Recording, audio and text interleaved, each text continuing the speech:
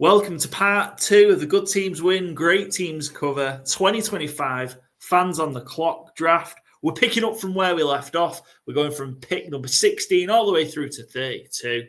And we'll be analysing the picks that our wonderful contacts and people who've joined us have made for their teams in the 2025 draft. Byron, Joe, we're here for part 2. How are you both doing? A bit of a delay. We've had a bit more time between part 1 and part 2, unexpectedly. But yeah, how are you both getting on? Yeah, good. No more haircut in between this time, so I might have a little more consistency between looks this time. But I'm sure my beverage might change a few times in between picks. But yeah, I'm looking forward to it. I love these fans on the clock things. Yeah, I'm excited. Obviously, I've just hired a white cat for the persona of on my Dr. Evil against all these picks. But no, yeah, looking forward to it. Like, this is like the meat and potatoes of like drafts, like all the expected ones to go at the beginning.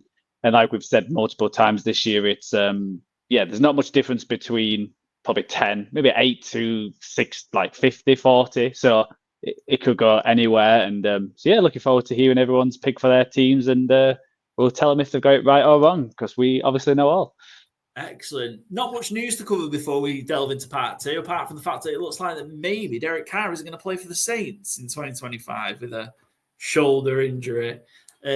Which might change what the Saints would have done at pick 9, but that's already obviously happened in part 1. Yeah, I don't think Derek Carr's really injured, is he?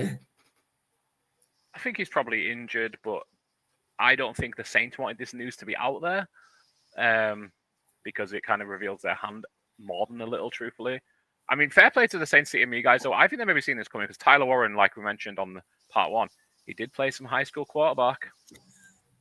Maybe, it is Taysom Hill 2.0. He's going to do everything next year. It's going to be Kamara and Tyler and everyone who's betting on Shadur Sanders or another quarterback potentially to the Saints at 9 is going to end up looking very foolish when they go tight end, and it's actually tight end quarterback, running back hybrid.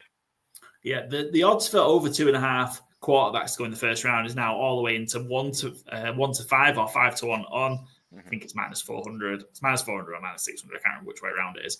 But either way, it's heavily odds on. So obviously they're suggesting then that I thought then obviously that Sanders maybe still goes to the Giants or worse goes to the Saints. And then there's still another quarterback. Milroe and Dart are in the green room at the draft in Green Bay, which suggests that at least one of them will go along with Shadur and Cam Ward.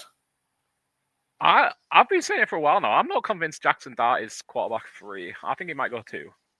I think he's a better fit for New Orleans than Sanders as well, in terms of what their new head coach, whose name I've forgotten, the former Dallas offensive coordinator, please help me out, Kellen Moore, has coached before. Justin Herbert, Jalen Hurts, and Dak Prescott, all guys with, at the very least, functional mobility, much more than Sanders has, and I think that's much more of a skill set of Jackson Dart's.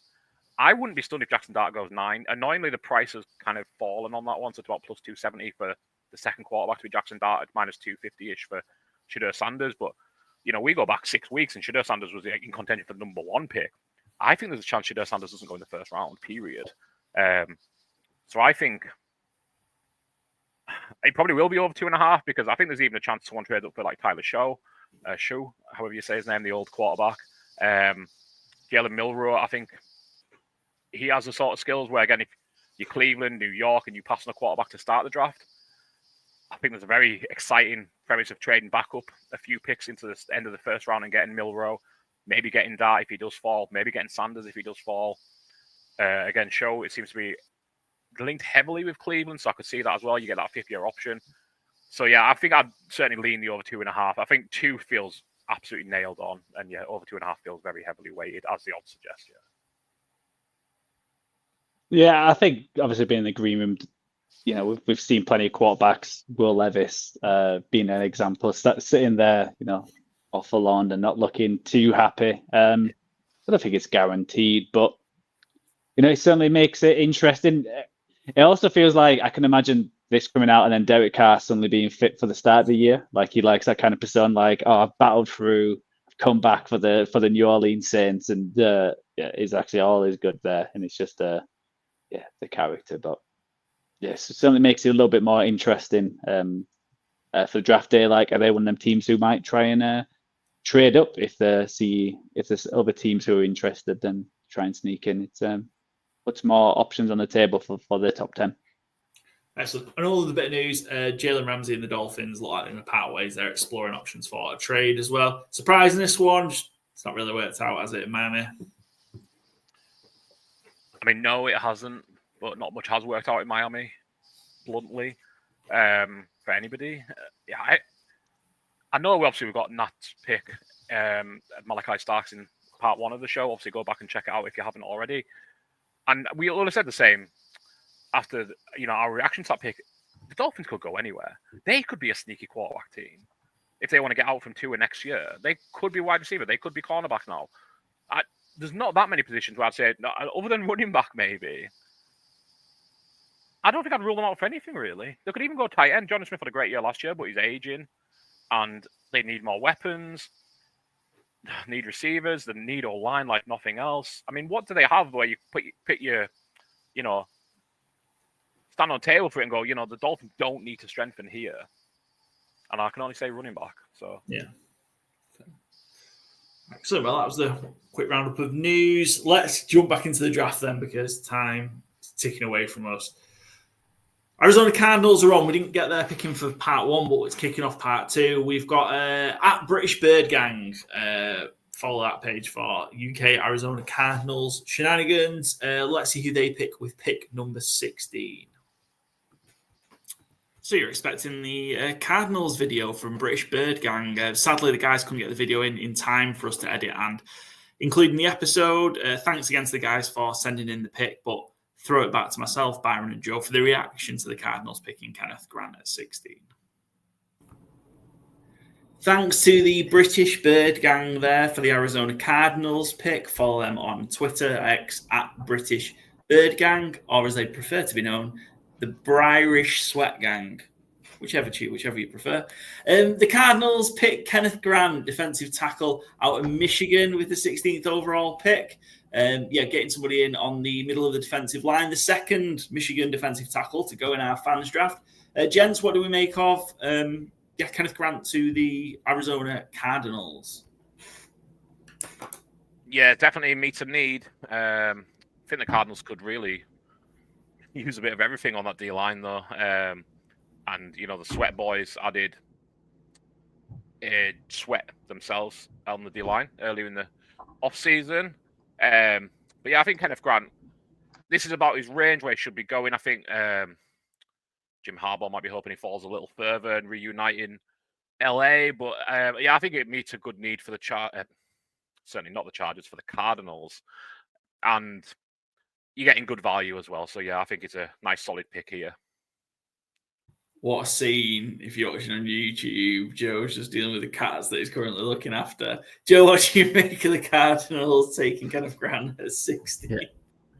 Obviously, they had big opinions on Grant going to the Cardinals. Like what Byron said, they've got a need everywhere really on that defense. They're a no-name defense. They've got that, there's no superstars on there, so they've got to start drafting some and developing, and it's just depending, do you go D tackle or edge? I don't mind it. They need to stop the run. When you look at the teams in their division, they are run heavy. So again, a big lad, a very big lad, in the middle of that defensive line will certainly help, and he can also rush the passer as well.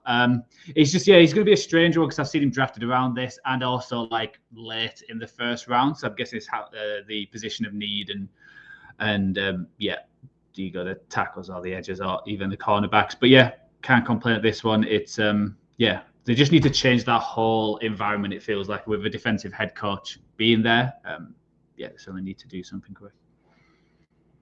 Yeah, I like it as well. I think it's a solid pick. I think there's some growing he needs to do in terms of when you just sort of see him stand out at times on plays, but then you just don't see that same level of aggressiveness throughout. And I think that's an element where he can become more consistent. If he can do that more consistently, he'll likely produce more, especially in the NFL as well. So, yeah, looking forward to seeing that. Obviously, Michigan, both of them going to go in potentially the top half, roughly, of the first round. So, it'd be nice to sort of see how both go. But yeah, looking forward to seeing Kenneth Grant in Arizona if he does go there. And we'll see how he gets on. That does complete, I suppose, the first half, even though we're at the start of the part 2. We're 1 pick short of the first episode. But we're going to move on to pick number 17. We've got Sean Tyler, another of the Huddle UK writers, joining us. He is a big Cincinnati Bengals fan. So let's see who Sean takes for Cincy with pick 17. Hi, I'm Sean. I'm a proud member of the Bengals UK community. You can join us at whoday_UK. And I'm also the Cincinnati Bengals writer for huddleuk.com. We're a fan site with a writer for every team. So come and check out our articles and podcasts at Join the Huddle UK on X. It's an absolute honour to be asked to make this pick on behalf of the fantastic Bengals community. So thank you guys for asking me. And despite having one of the most dysfunctional front offices in professional sports, I don't think they can get this one wrong. Even if they've traded back and added to the 6 picks they have, I don't think that would be a mistake. If they went anywhere on the defence, that would be a viable choice. A safety, a linebacker, a cornerback, defensive tackle, they're all in play. They're all quite viable given how bad our defence was last year. On offence, the only real need is interior offensive line. We had 2 of the worst guards in football last year, and the actual worst, Alex Kappa, has since been cut. Cordell Volson was benched halfway through the season, and everyone else on the roster is very much a backup at best. At the league meetings recently, Zach Taylor said that they are going to address guard in the draft and not in free agency, but they don't seem to like guards very much. They don't respect the position. They are only seeing day 2 type guys in their pre-draft meetings, and getting a guard at 17 seems a little bit of a reach. So in this good teams win, great teams cover mock draft, for the Cincinnati Bengals, I'm picking Mike Green, edge from Marshall. Now, Sam Hubbard unexpectedly retired a few weeks ago, and Trey Hendrickson is currently embroiled in this needless spat with front office about his contract. So we're going to need some pass rush somewhere, either to complement Trey if he stays or to replace him if he gets traded. And Mike Green seems to fit the bill. He got 17 sacks last year, almost as many as Trey Hendrickson did. And I think he led the FBS with that total. He also got 12 out of 13 games with a tackle for loss and 3 games with multiple sacks.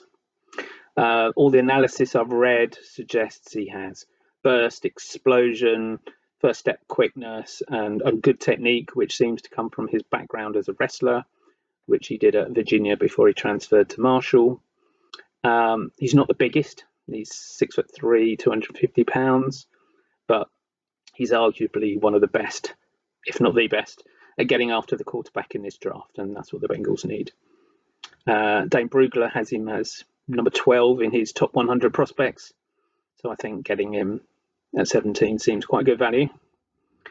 Yes, there are some off-field allegations that are yet unanswered, but he denies them.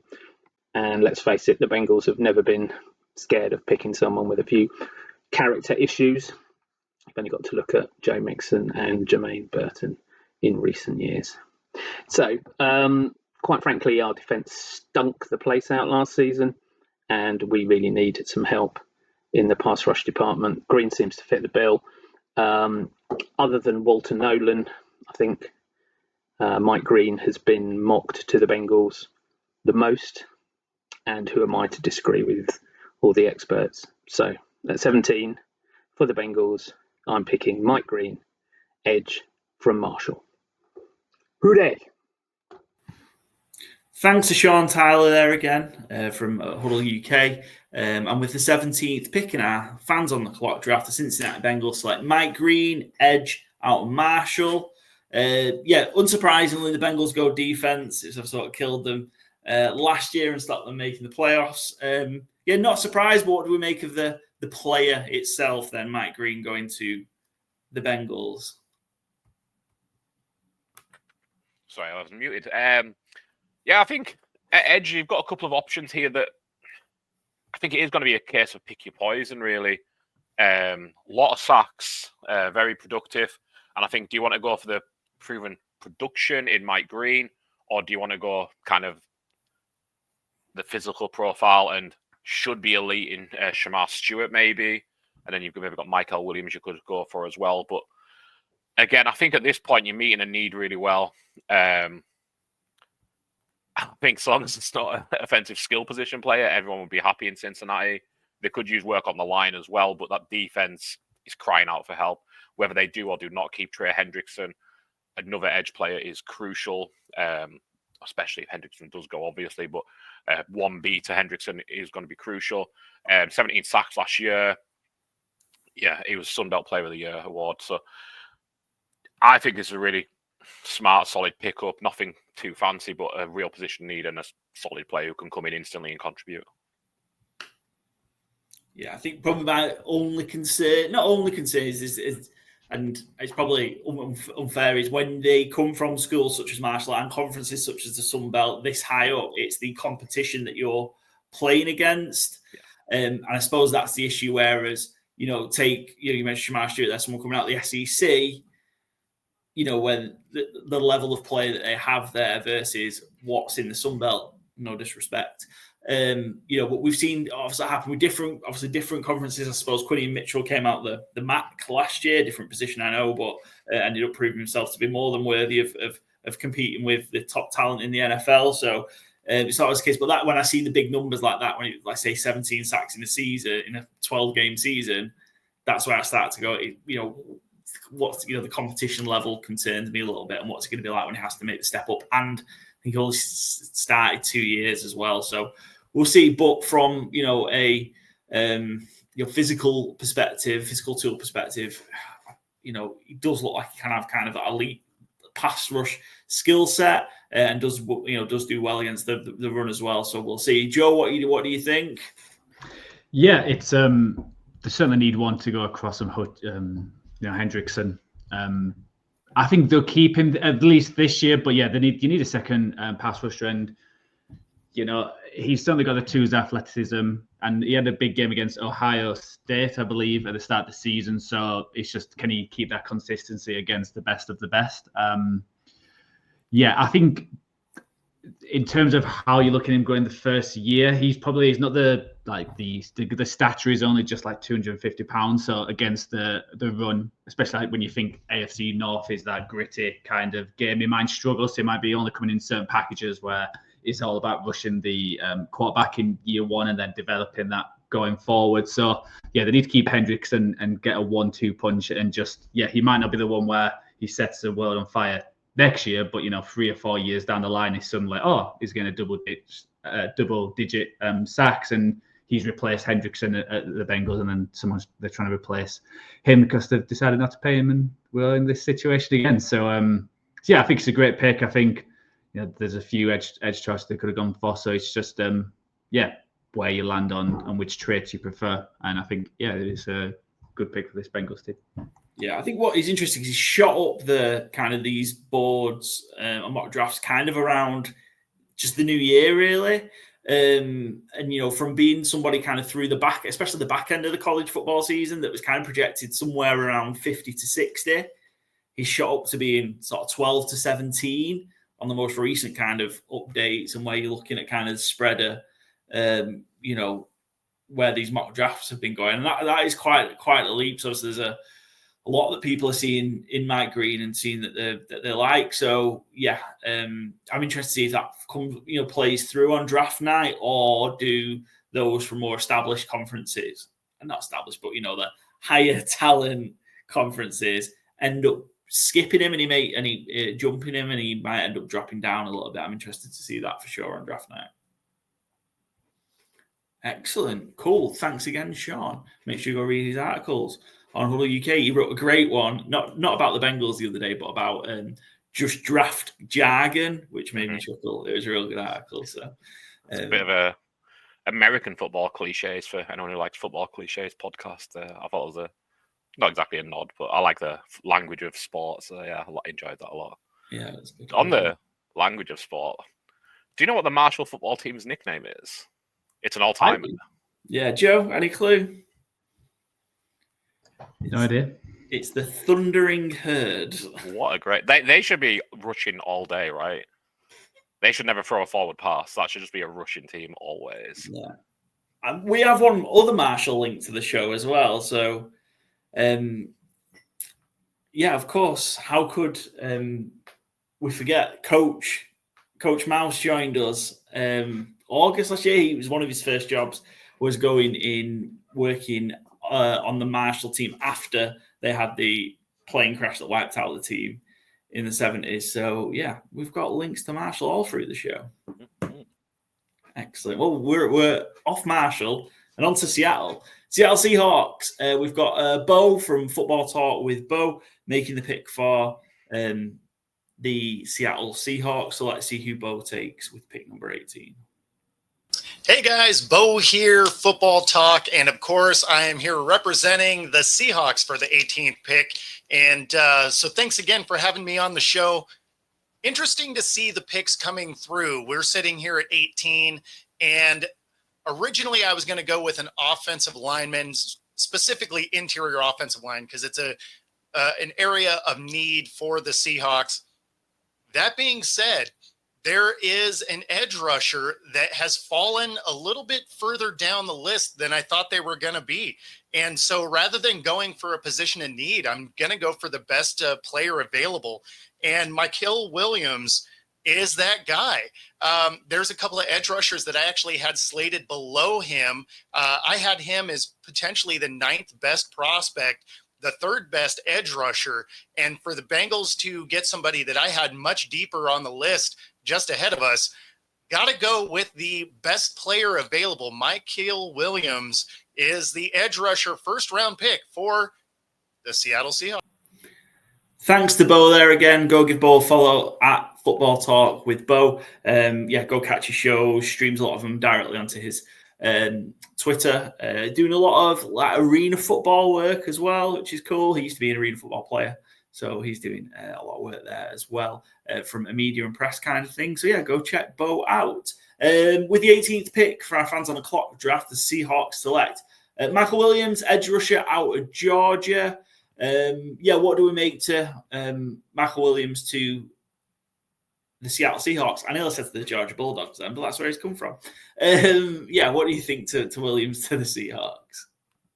I think it tells us that the high-level players in the O-line are not available, because I think that is their screaming area of need. But again, I think if you're not going to lean into needing a player, then you're probably going to get a better pick for your team by and large.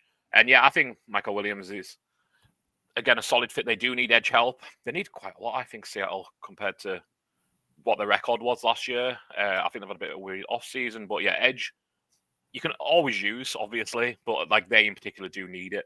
I think he battled through injury last year, so his play wasn't quite up to standard we might have expected. But he was still 2nd team All-SEC. Not a huge sack getter, but again, you are talking at an elevated level of competition there. I think he meets what they need really well. He's a big lad. He can rush the passer, can set the edge, can kind of do it all. I think Mike McDonald will have fun with him, yeah. So yeah, I think a nice, again, solid pick here in this range. Yeah. Joe, coming to your division, what do you think? Yeah, I think I just had a quick look at the Seattle's depth chart, because it was one of them interesting ones. Like, do they need edge? And then looking, it's like, yeah, they could do certainly a second one. Obviously, they drafted a defensive tackle last year, and having McDonald as your head coach, which is defense heavy, it makes sense. I am surprised that, where you think their biggest need is, and especially with getting Sam Darnold, it is that offensive line. So there is still some decent players who you could go for. Someone like Gray Zabel as who could play across all the lines. I didn't know if they would go there, but yeah, I think it's an interesting pick. Again, it's another player who could have that boom or bust kind of year. It seems like he played last year. I think he got injured fairly early, and he played throughout the injury. So, we can't really judge it just off last year, but he certainly got that rare physical trait who could be a nasty edge rusher who certainly is a 1st-round talent. It's just, where you feel like the Seahawks need to fit in. And if I think my only doubt is that it feels like there's not a lot of, especially guards, available in this draft. So do you get the best, one of the top ones now, and you get the edge later? Where I think there's like 31 defensive linemen in the top 100 ranked. So could you get one of them in the second round and having that way rather than flipping it and getting a great edge and an average offensive lineman? Because that is such a huge need for them, and especially the new setup as well. They need work on that, but I think like Byron said, try not to go to what you need and just get best player available. And I think it's a coin toss between some of the other ones. So good pick. And our run on edges is certainly going strong right now. Yeah, could play for on draft. Now I like Williams as well because he's maybe is a bit of a different profile than what you see maybe these edge rushers going in the middle of the first round, as he's real good against the run, real solid against the run. And it's the development in the pass rush that is going to take him, I suppose, to potentially be an elite player in the NFL. So I don't think he's 21 yet either. I think he's 20. So there's a lot of growth. There's probably still some physical growing to do, as well as development in his play as well. So I think he's a project worth taking. But at the very least, you're going to get really, really solid run defense out of him, which is, I think, a great place to start. I think we see actually often other way around, maybe they're not necessarily strong against the run, and they have those bursts or highlight moments from a pass rush perspective. I think actually Mac Williams is real solid. You can play him a lot straight away, and he's going to pick up a lot of in-game experience, and then you develop that pass rush element, and that takes him to another level. So I think good value and a great player, I think, for the Seahawks, should they take him at 18. And that running defense you mentioned there, you got Lenny Williams, Byron Murphy, Jerron Reed. You had him there.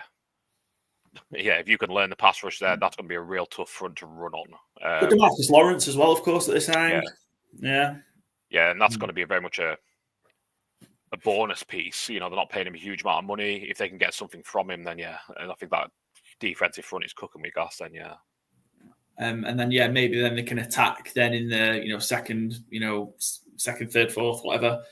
Then they go start potentially fortifying that O-line and find some gems, because I think there is still some good value to be had. O-lineman, second, third round as well. And should this play out as we're seeing it in fans on the clock on draft night, there's going to be some obviously O-linemen that are falling back to the end of the first round. And how aggressive do you want to be?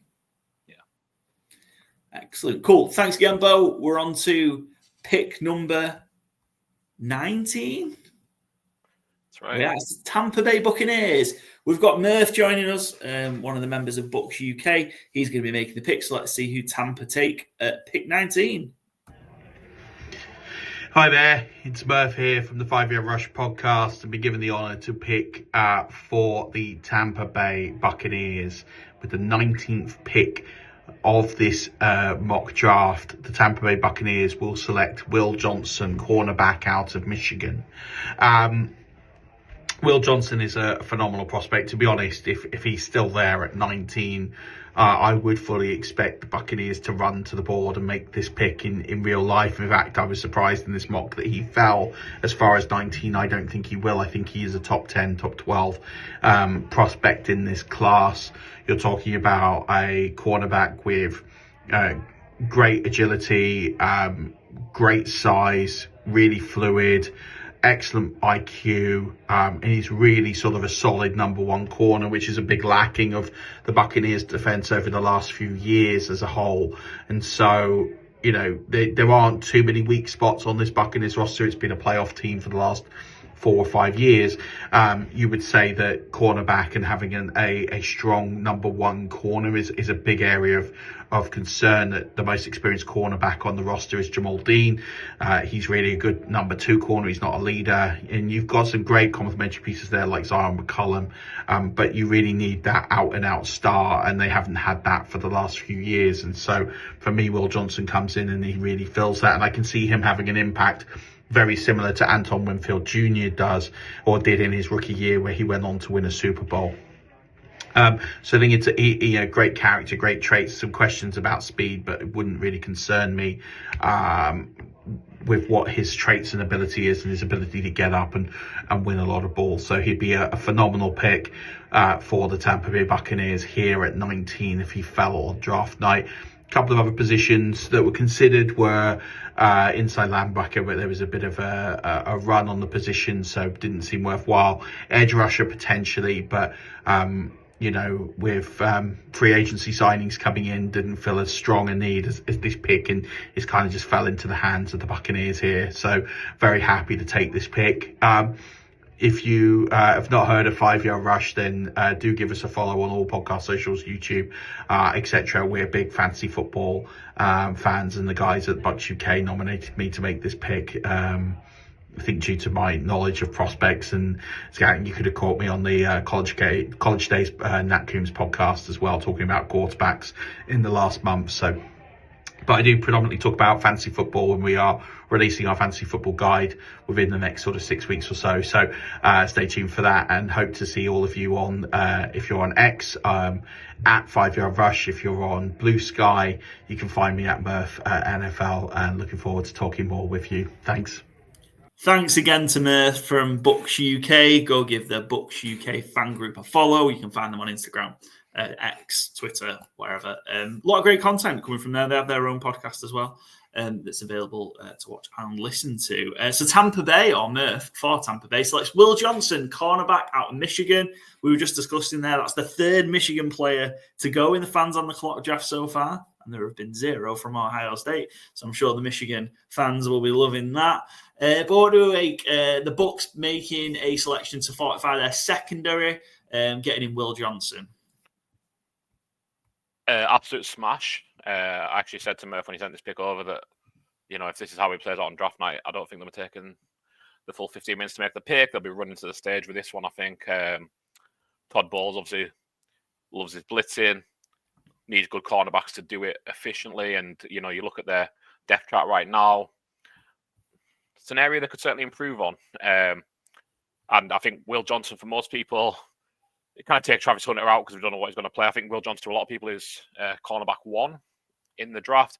Get him in 19 here, I think, is a incredible value.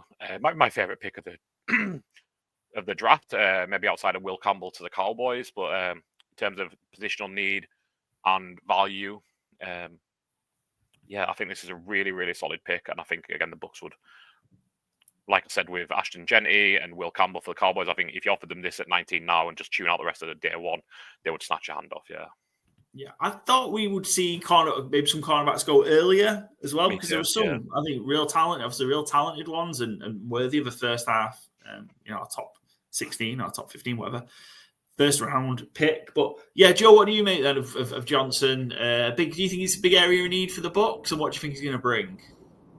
Yeah, because obviously they've lost a few of their players, Carlton Davis last year. And like I said, it's not much of a shock that Todd Bowles with good defense and especially defensive back. So, yeah, Will Johnson, I think just the question is, I think it would be, would you rather go him or would you rather go Byron from Texas? If this works out in the evening, you basically got your choice of the best cornerback. You think he's definitely I would say the quintessential pure cornerback of the draft. How he's tall, he's long, he's athletic, and he's got the ball skills, which he showed at Michigan. I think he just keeps improving this team. Obviously, they kept quite a lot of players on offense and defense, so it's just refreshing, where the issues were. And I think, just keep improving that defense. They're still in a, not a great division, so having that strong defense for the playoffs, defense wins championships, so you keep improving in that sense. So I don't know if you, Paul, would you prefer Johnson over Byron, or would you say a coin flip? Because I know the two slightly different cornerbacks, but I guess we prefer. I think there's different. So I think what Byron offers you in terms of is flexibility or versatility. I should say that's probably more accurate. I think he's real valuable, but I think he's just a pure corner. Johnson is definitely a better proposition. Obviously just the length, and again that's one of those buzzwords. But in terms of obviously 6'2", but kind of real long, obviously long arms as well, which help him with his positioning and being able to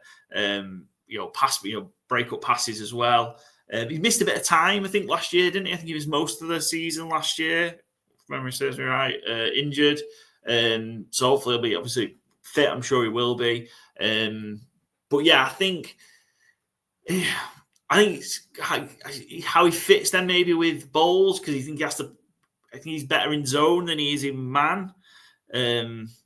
So I guess it depends on you, obviously, how happy Bowles is going to be in 2025, but it's happy he's going to be. I mean, I don't know. I guess history isn't going to change itself, is it? And he's not going to massively change himself as a coach. But yeah, I think he's going to be a good addition to the Bucks. And another Michigan player gone, another Michigan defensive player gone, another one of these that was part of obviously the national championship winning team of the 2023 season. And obviously the defense was a huge part of that. So yeah, Will Johnson and maybe had he been around for another couple of picks, our Chargers selector. What am I talking about? Our Chargers best might have picked him for the Chargers, and maybe Jim Harbaugh will if he's there at 22 come draft night. All right. Any more on Will Johnson to the Bucks? No. Cool. All right. We are on to the AFC West and the Denver Broncos. Yes, we are. We've got Mark Tong helping us. He's going to be the GM for the Denver Broncos. He runs a page at Mark on Broncos, and he's also a contributor to the Broncos Europe, or the host of the Broncos Europe podcast as well. So go check those out. Again, you can follow them on Twitter, X, Instagram. Let's see who Mark takes at number 20 for the Denver Broncos. Hey guys, Mark here from Broncos Europe, back for a second year in a row of the Good Teams Win, Great Teams Cover People's Draft. The Broncos organisation has done a fantastic job in the offseason at making a roster competitive. It's not got many holes, so it makes the Broncos' job easier to pick best player available perhaps. We do have one glaring hole on the offence though, but I'm not going to go there.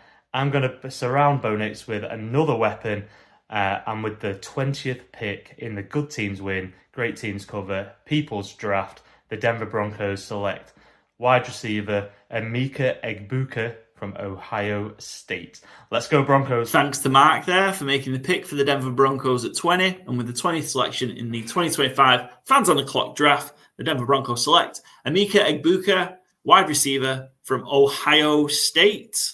So we don't have to wait too much longer for the first Ohio State player to come off the board. It is Emeka Egbuka, wide receiver. Thoughts, guys? The Broncos getting another weapon for Bo Nix. Yeah, I mean, a weapon is needed, I think, for Bo Nix as well. He done very well with what he had last year. You look at that wide receiver room, it's really pulling up north. I'm not sure what the expression is, but did not pull up. Not pulling up any ladders. Pulling up any trees. Thank you. Ladders. That doesn't really make as much sense. Yeah. Marvin Mims, as much as I love him, very flashy, but not very consistent. Devon Vele was an incredible rookie find at like 26 years old, and he'd done really well. But again, not so you can anchor your passing game too. They've added Evan Ingram. Cortland Sutton, I always think is more of a 1B than a 1A. But solid receiver. I love Emeka Egbuka. I think he can be a Chris Godwin type at the next level. I think he can be a JSN type who can dominate the power slot. I think in PPR fantasy leagues, not to go all fantasy on it, but like he's going to be someone I target as a rookie immediately. I think he's incredibly pro ready. He's going to hit the ground running. He's going to be Bo Nix's best friend. He's just going to get open, going across the middle consistently. I love the pick. He's not obviously the flash of Ted McMillan. He hasn't got like that kind of, in a way, it's kind of like Mike Evans and Chris Godwin to me. He's not that big body who's going to go down the field and high point catches. But in terms of every week production, I think Emeka can, rival him and maybe will be better over his career. I think he's a really solid pick. After Travis Hunter, I think he might be my second wide receiver I would take. Again, I just think he's so pro ready. And there's going to be so little learning curve for him. I think this is a great pick for the Broncos. Joe, what do you think? How do you think Egbuka would get on at the Broncos? Yeah, it's a curious one. Just, there's probably like 3 wide receivers you can choose from. I think they're all like ranked in different orders depending who who you look at. You've obviously you've got Matthew Golden or Burden. It depends what kind of wide receiver you want, because I think they all do slightly different things. I'm just curious because like Sutton's more like the possession wide receiver now. He's not going to take the tops off defense. He's more, not much yak. I think Egbuka can certainly help. I can see him as like a JSN kind of player, where he's got the speed, but it's he's like get the craft and he's physical and he can play inside now. So I was just curious where they would go if they got Egbuka, or probably Matthew Golden would probably be my choice, just because a bit more give that option for the Broncos. But I think Egbuka is probably the more safer option at wide receiver, but it's do you want to gamble? And I've seen, like, for example, Steve Smith Senior, he has Golden ranked as either like number 1 or 2, depending if I can't remember if he had Travis Hunter in there, but he had him as his most excited one. So I was just curious where they would land. But the Broncos have to get a weapon no matter where. If it is I think wide receiver makes sense. Obviously, they could have gone tight end as well, but they just brought in Evan Ingram, so it makes sense going wide receiver. But defense was sound enough. They had a lot of players took some big steps. You always had the defensive player of the year. So if you went defense, it's more improving your strength rather than the biggest probably weakness was the playmakers for Bo Nix, and you've got to keep improving that. And Sean Payton wants these players to take the next level and expand and evolve this offense to challenge like the Chiefs and teams in their division and conference. So I think it's a great pick. But you, Paul, would it be your play? Are the wide receivers left? Would it be like the one you would have chosen out of the 3, or if there's anyone else? I think I'd probably have taken Luther Burden 3rd ahead of him. I think they're close. Like I say, outside, obviously you've got Hunter who's just on his own, and then McMillan, and I think the rest are all so close to each other. But I think Egbuka could be a good fit for Denver. I think he's going to be real reliable. He's going to look like a veteran, I think, quite quickly. I feel like he's just going to be real solid, if not necessarily spectacular. But reliability, especially maybe that Sean Payton style offense, is a great trait to have.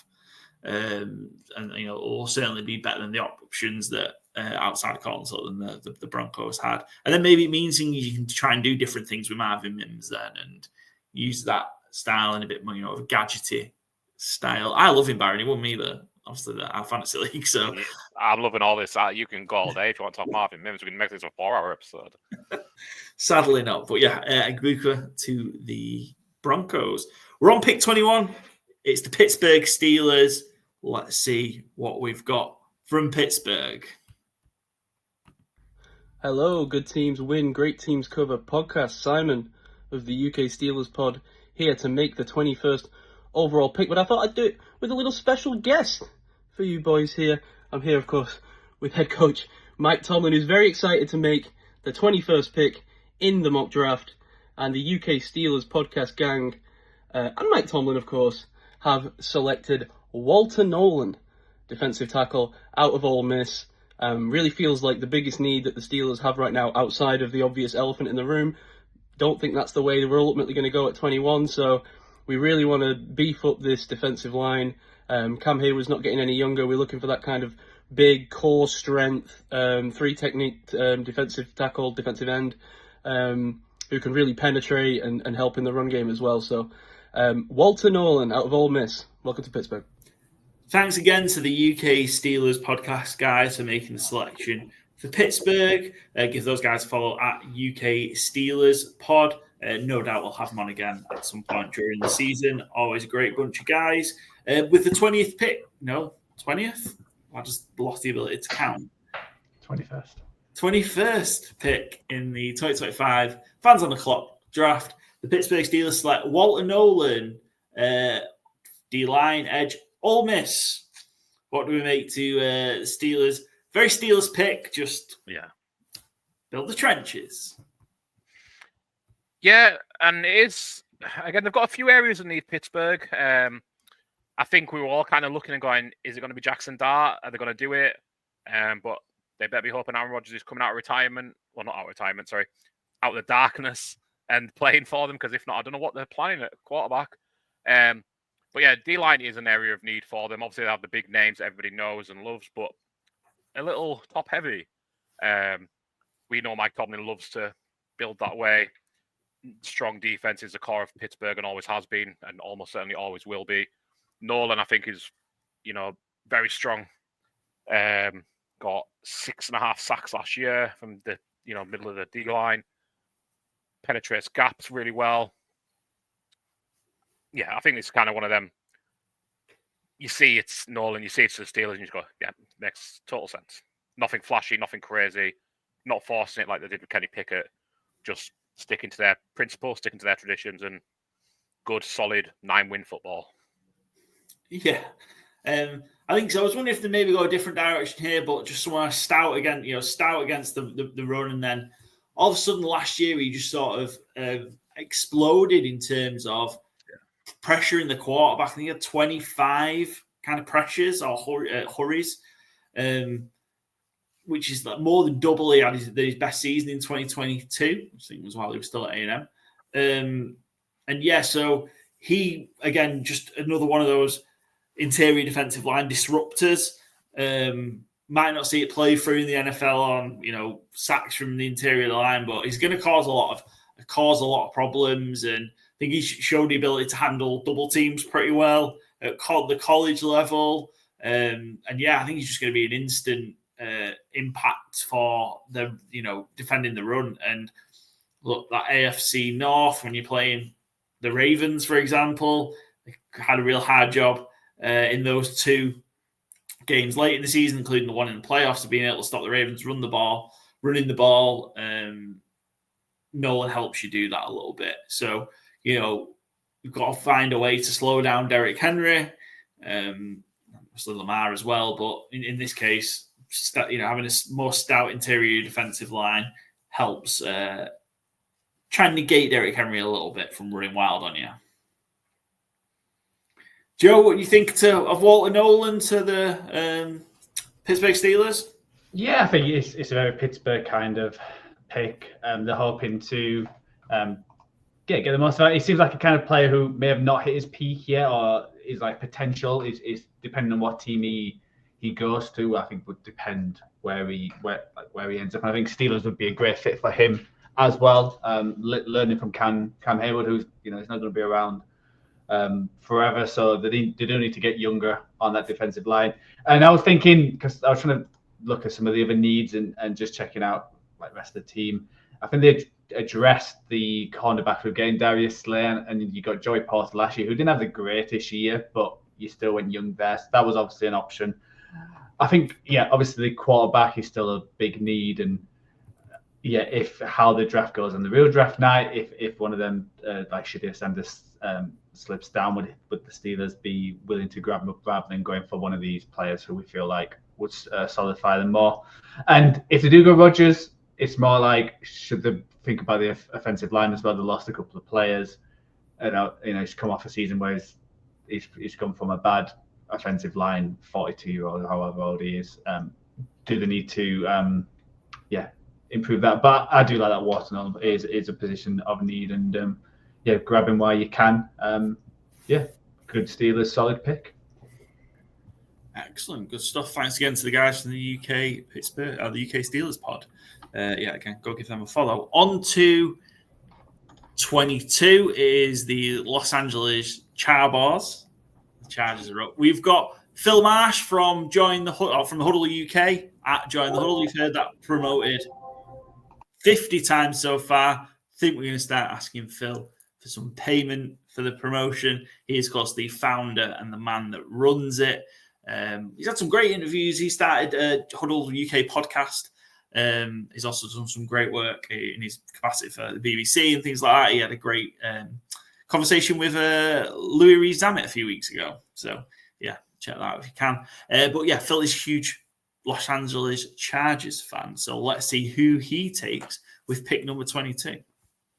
Thank you very much for having me on. It's great to be here for the Good Teams Win, Great Teams Cover podcast, and nice to get rid of the Huddle UK merch for once and whip out the old Chargers gear. Thank you very much as well to you guys for having on so many Huddle UK writers. It's been lovely to see it and watch part one, and it's an honour to be part of part two. So with the 22nd pick in the 2025 NFL draft, the Los Angeles Chargers select Colston Loveland, the tight end out of Michigan. It feels like a perfect match, this. Colston Loveland, Jim Harbaugh, they've got that prior connection from when they were together and won a national championship at Michigan. For me, he's the best tight end in this class. I know a lot of people will say it's Tyler Warren, but for me, Colston Loveland is the guy. The Chargers have picked up Tyler Conklin this offseason, so it's made tight end maybe less of a priority, but for the future, I want the young guy. He's only just turned 21. Big fan. And I know he had his shoulder injury. That's what a lot of people are putting down as a negative towards him. But seeing lots of doctors coming out and saying, don't worry about it, it'll be fine. And I trust doctors' medical opinions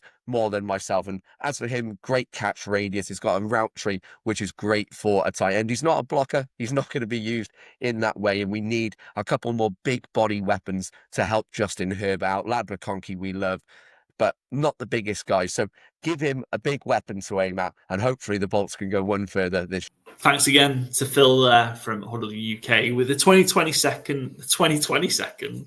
How many picks are in this draft? With the 22nd pick in the 2025 fans on the clock draft, the Los Angeles Chargers select Colston Loveland, tight end from Michigan. Yet another Michigan player goes, and maybe not surprising to see one of those Michigan players land with Jim Harbaugh for the Chargers. Colston Loveland, tight end. What do we make of the Chargers selecting a tight end with the 22nd pick?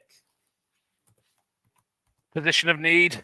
Huge position of need, I think, for them. I think you'd probably be looking at going wide receiver or tight end here. Do you go Matthew Golden, maybe Luther Burden, or do you go with someone that Jim Harbaugh obviously knows really well in Colston Loveland? I think the discrepancy between Tyler Warren and Colston Loveland is a lot closer than a lot of draft boards seem to have it. I think it's kind of pick your poison in terms of what are you looking for. Obviously, big lad. His raw numbers aren't huge, obviously, but he was playing on a Michigan team that, he only played 10 games last year, 582 yards, 5 touchdowns. I think he's going to come in. I think he's pro ready. I think he's going to hit the ground running. And, Harbaugh knows exactly what he's getting out of him. So I think very solid. Yeah, I think a good pick for the Chargers. It's another one I'm ticking off as I think if he's available there, I think Jim will be having the GM run to the board to put it in. Yeah, Joe, what do you think? Obviously, you've lived life under a Harbaugh, with Harbaugh running your team. Is this the kind of pick you're expecting him to make? Yeah, well, he loves a good tight end. He had a few of them. 49ers. Sounded so wrong when I said that. Yeah, it's. I think he's a good pick. Like 22, you just get the best player on the board. And I think when you look at the, Loveland's been in some top 10s players in the draft full on. So to get him at 22, I think it's more the position that slid him down all the way there. I think he is, like you said, he is close to Warren, and Warren went higher in our draft. So. The Chargers is like a strange one. They need if they have a good team, but they still need a lot of players. I feel like obviously on offense they need some more weapons to help out. Justin Herbert and that defense was great last year, but is that because was it just him into effect, and eventually is that going to catch up to teams? We've seen plenty of DCs have great 1-2 years, and then the NFL catches up with them, and that's when you need elite players rather than just good players who he can make better. But no, love this pick. I think he's going to be a weapon for this team. He's going to be he's going to be a mismatch for any defense. I think he's like too big for cornerbacks and safeties and too athletic for linebackers. Obviously, he had the shoulder injury, and last year he had a drop off. But with Harbaugh not being there and JJ McCarthy being drafted as well, and the injury can certainly affect the numbers. So yeah, I think the Chargers would be very happy if this worked out, because you've got your set your number 2 target now for Herbert. So yeah, you would come out smiling, and you'll be like, the Chargers are winning the offseason again. Tough to kind of judge. I think last year too much because Michigan just had pretty much non-existent quarterback play. Yeah, it was still enough to beat Ohio State. But just pretty. People might think I support Michigan, and I don't. I don't have a college team, but yeah. You just love sticking it to Ohio State? Is that? It's just the way it's fallen, yeah. With all these Michigan players being taken, but yeah, it's nice because they just had no real, quarterback play. Yeah, I think so. I agree. I think the gap isn't too big between him and Tyler Warren. I think we've just got this attention on how good Brock Bowers was. That must mean Tyler Warren must also be that good, and he's not. And Colston Loveland is below, above, even further below. But yeah, and I get it here because I think we're getting to the point where I think between hearing them plays all the way down, maybe it's the middle of the second round, you're splitting hairs. I don't think there's too much difference now between what you get in. So, I like him. Like I said, with the size, kind of catch radius, it's great with his hands as well. In terms of being able to kind of haul things in. So, yeah, and I think he gives, given he's maybe not quite as disciplined or as strong in the blocking game as he does, I think that's something that can be worked at and improved. And he's going to need that because, we saw a huge commitment to running the ball from the Chargers last year. So going to need that as well, but he's going to provide a dynamic element to this passing attack. I get it for what they need. So yeah, makes sense as a pick for the Chargers. I think there's a guy we're going to be discussing soon, or we should be discussing soon. I still cannot believe he's on the board. But we're going to go to any more on Loveland to the Chargers, by the way, before I just rudely cut you off. 23, it's the Green Bay Packers. We've got Adam Martin from the franchise tag joining us again. He did the pick last year. He's back again to do the same. Give Adam a follow at AdamM_NFL, and also go give the franchise tag guys a follow. They've helped us out loads. It's great to have one of the representatives involved in the fans on the clock draft. So here's Adam making the pick for the Packers. Hey everyone, it's Adam here from the franchise tag, and I am here to do the Green Bay Packers pick number 23 in the 2025 NFL draft. And I'm going for Jahdae Barron out of Texas, the cornerback. I have to admit, I'm shocked that he's still here. And if this is the case on the real night, then I can't help but feel that Brian Gutekunst and the Packers front office will be running to put that card in. So really, really like Barron. Think that he's going to go earlier than this. Great reader of the game. Incredibly good tackler, real physical guy with strong hands. He actually plays, he is a bit smaller, he's 5'11", so he's not your typical height that you'd want from a corner.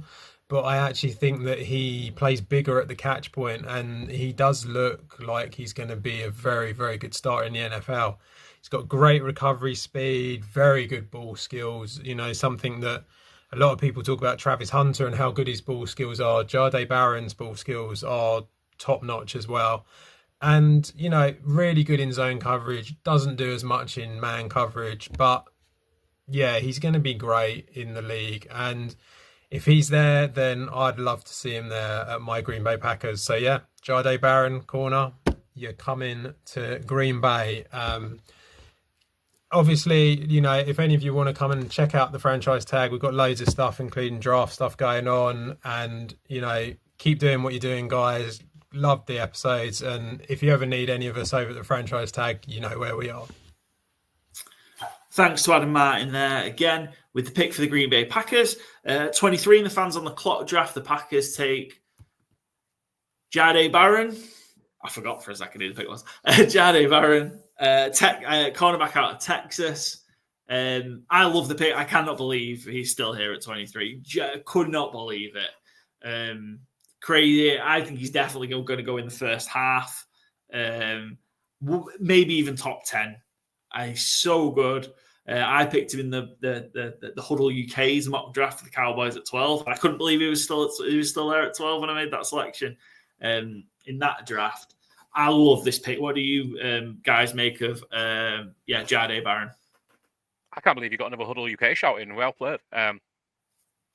Really Adam also writes for the Huddle UK as well. Oh, there we go. Wonderful. Of course he does. Yeah, I think this has been an interesting draft for the cornerbacks. I think Will Johnson went a lot later than we expected as well. Buccaneers. It was one again. I kind of said the GM's going to run to the board with that pick. I think Gunderkunst in Green Bay would do the same here. They have a need at cornerback, obviously.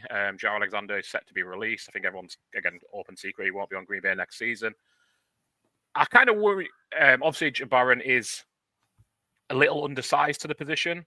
And he has had that versatility of playing inside and outside. And I wonder if being less of an outside receiver, outside corner, has dinged his upside value a little, maybe, which seems crazy because you lead a great corner wherever he's going to cover. Nickel corners are becoming more, I think, in vogue than they ever have been in the NFL, getting more respect than they ever have. But I wonder if that's why he's gone down the board a little here relative to expectations. But that doesn't mean he can't play outside either. He is quick. He had 5 interceptions, I believe, last year. He played the majority of last season outside. So 22, 23 slot, 24 mostly wide. Yeah, he won the Jim Thorpe Award as well for excellence at his position. Again, I feel like I'm saying it a lot. I do like a lot of these picks. So I like, we've discussed this a lot. This draft class is maybe not top heavy in terms of elite talents, but like there's a lot of good players, like we've said a few times, between pick a number and like 50 of just really well bunched players. And yeah, Green Bay have gone a little for need maybe, but again, we all think Byron's going. He'll be out. We won't be seeing him past pick 16. I don't think we think in reality. So yeah, I think this is a really solid pick for them, and it fits a need. Yeah, I really like this one as well. I mentioned it when we were talking about the 49ers one on the last pod, that I'd take him at 11. I think he's the Swiss Army knife kind of cornerback. I've seen a lot of comparisons like Brian Branch, and I think with the success he's had with the Lions, it is, it can be a very copycat league, and a lot of teams might see that, where he can also do a few like blitz packages, and he's great tackler in space. He might not have the elite speed, but I think he has the positioning, and I think it's, like we mentioned, a great pickup by the Packers. They would be, with Jay Alexander, they'll be running up there. So, yeah, nailed this one. And, just strange that I fell this way, because it feels like every team always needs a cornerback. Even if you've got 2 great cornerbacks, you need the third one, because teams pick on bad cornerbacks. So the fact that the Packers going all the way down 23, it's, great pick for them. And, Texas. Yeah. And thinking about that division again, just talked a little bit about it with the previous picks in Pittsburgh. But look, Vikings, Addison, Jefferson, Lions have stacked. Have got options. The Bears might have some more as well. So you are going to need to have a good depth in your secondary. And Byron's had quite the surge, I think, in the last few months up these kind of projections and mocks. I think start of the college football season, you were looking at him being a late second, early third round pick, and now the general consensus is top 16 pick, top half pick in the first round. So he's had quite the surge, and I think, like I say, making that move to outside has helped with that. Rocketed him up the boards, and then the fact he's got that flexibility and experience of playing as a nickel or slot, and he can even do your job at safety as well. So that versatility is, I think, a big bonus to me. Not all teams would necessarily like that, and GMs and not necessarily like that in a person, in a player. But for me, it's a huge plus point, and I'm fully expecting him to go in the first half of the draft. So, a steal for the Packers at 23 if it plays out like that come draft night. Excellent. Thanks again, Adam. Appreciate the pick. We're on to the Minnesota Vikings next, and we've got Andy Thorpe helping us out. Big Minnesota Vikings fan. You can follow Andy at Andy Thorpe 5. He's making the selection for the Minnesota Vikings, staying in the NFC North. Let's see who they take. Hi guys, hope you're all good. My selection for the Vikings would be wide receiver Luther Burden. I think it's one of those drafts where Vikings are going in without any real glaring needs in this offseason. So I think we've strengthened the offensive line through free agency. could have maybe looked towards a cornerback. Obviously, the way this draft has fallen, we don't have an option on the board. I think Luther Burden's a great selection. I think bringing in a wide receiver 3 to sort of complement Jefferson and Addison would be perfect. Addison's going to have a suspension coming up later in the year, so someone who can step up to wide receiver 2 when we need it. And as well as that, I think probably going to be the best player available on the board. I think Vikings probably could have traded down. But I think, a wide receiver 3 would be a great selection. Anything to help JJ McCarthy out in his first year is going to be a win for me. Cheers, guys. Thanks again to Andy there for making the selection for the Minnesota Vikings. And the 24th pick in the Fans on the Clock draft, the Vikings select Luther Burden III, wide receiver out of Missouri. Jefferson, Addison, Luther Burden. It's quite the trio. Well, as is Luther Burden III, is actually Burden's son.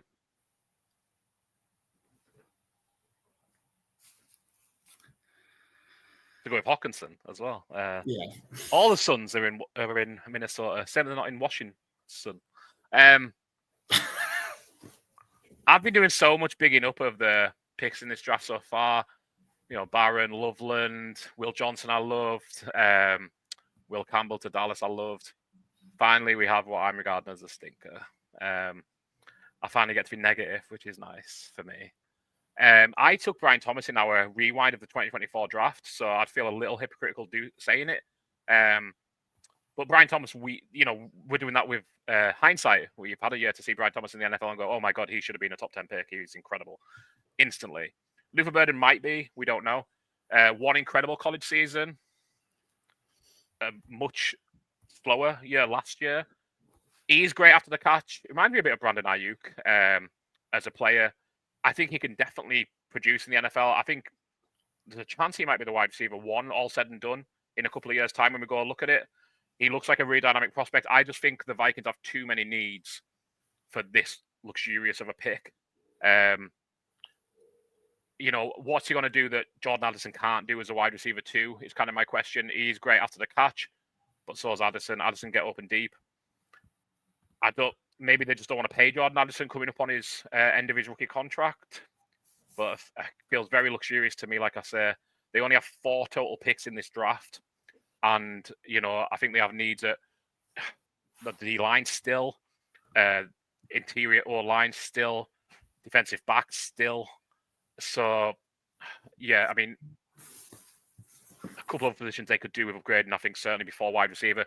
Not necessarily a ding on the player. I think Burden has immense, huge upside. Like I say, he could be a wide receiver 1 in this class. I have Ibuka as my second behind Travis Hunter, but I think Burden's ceiling is probably higher. Ibuka's probably safer. This isn't really a ding on the player. I just think it's a bit of a wild pick by the Vikings for a position not of need. Joe, thoughts on Luther Burden? Are you going to be as critical as Byron, or any positives to this pick for the Vikings?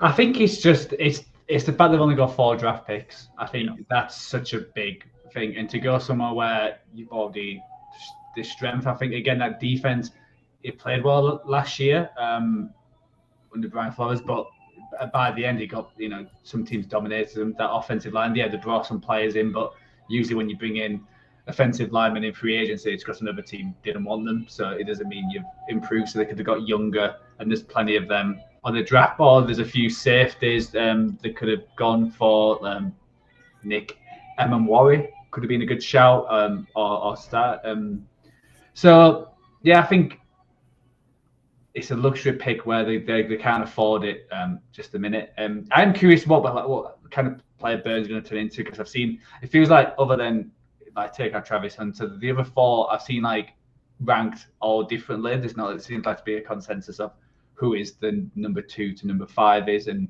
I've seen Burden at 5, I've seen him at 3 or 2, and some of the comps, there's been a few where it could be like a Kadarius Toney, but a little bit more polished, or it could be someone like Diggs coming out of college. So you've got the high and the lows, where it could be where he's got the explosive slot receiver, but he could just burn out and be, there's been plenty of receivers coming into the draft like that where it's just not worked out. Or it could be, if they get Stefan Diggs, they'll be really happy. But the fact they've already got 2 quality wide receivers there. I think it's just a bit too rich to go wide receiver so early. Like if you want to go wide receiver, like one of the other 4 picks, if there's someone out there, but not a first rounder.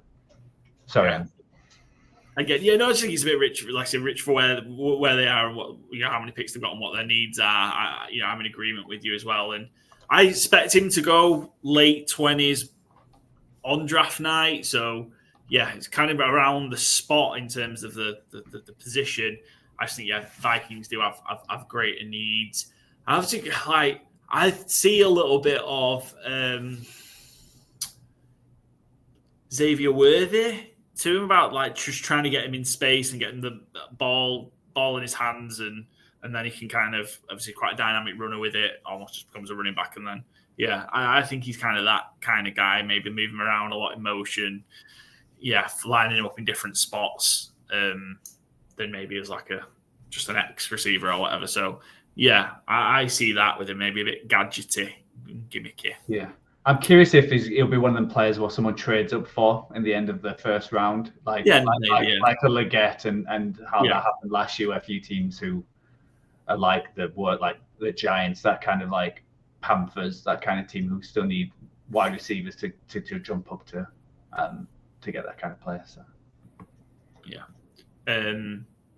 cool, right? That's the Vikings. Thanks again, Andy.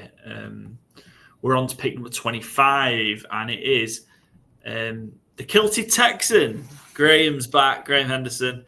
Huge Houston Texans fan, of course. He's got the honor of picking at 25 for the Texans. So let's see who Graham selects for the Houston Texans. I know I just told you that Graham would be telling you who the Texans have picked, but sadly, Graham, the Kilty Texan, couldn't get the video across to us in time. So, throw it over to myself, John Byron. We'll tell you the pick and also our analysis of it. Thanks again to Graham Henderson, the Kilty Texan. Give him a follow at the _1_Hendo for all your Texans insight and takes. With the 25th pick in the 2025 fans on the clock draft, the Texans take Tyler Booker, guard out of Alabama. No surprise to see the Texans here make a move in the first round to take an old lineman. It was a unit that was pretty poor and certainly regressed in 2024. They lost, traded away Larry Tunsil, of course. So, what do we make of Tyler Booker to fortify the inside of the Texans' O-line? I think it's as much of a culture fit as it is a player fit. I think there's been a lot of talk about needing to clear up the offensive line issues that the Texans had last season. Bobby Slowick's gone. I feel like everybody on that O-line has been ousted out. And by all accounts in Alabama, Tyler Booker was seen as a leader. This is a player who described his own play style as legal assault, makes guys not love football anymore, which is a direct quote. He describes himself again as a natural born leader. And an NFL scout is quoted as saying in Dan Brugler's The Beast, he keeps everyone accountable in the locker room. After they lost to Vandy, he was the guy who got everyone back on track. I think there's some issues with him, his agility scores, etc. But as an anchor in that run game especially, it's going to be a big, heavy thing to move, and it's going to push you forward. So seems like a real ass kicker, someone who's going to reset the temperament and the physicality in that O-line room. So, I think, again, as much as a culture fit as what the Texans are going to want to do, I think D'Amico Ryans is keen to get that attitude back in their offense. And I'm sure CJ Stroud would be very happy with it as well. Yeah, got to invest in that line. Got to keep CJ Stroud upright. Joe, what do you think of Tyler Booker to the Texans? Yeah, I think this is an obvious one. They need to address that line. It's probably more just, do they go for one of these tackles who, there's still a few out there, or do they go for the number one guard? So I think, it makes sense.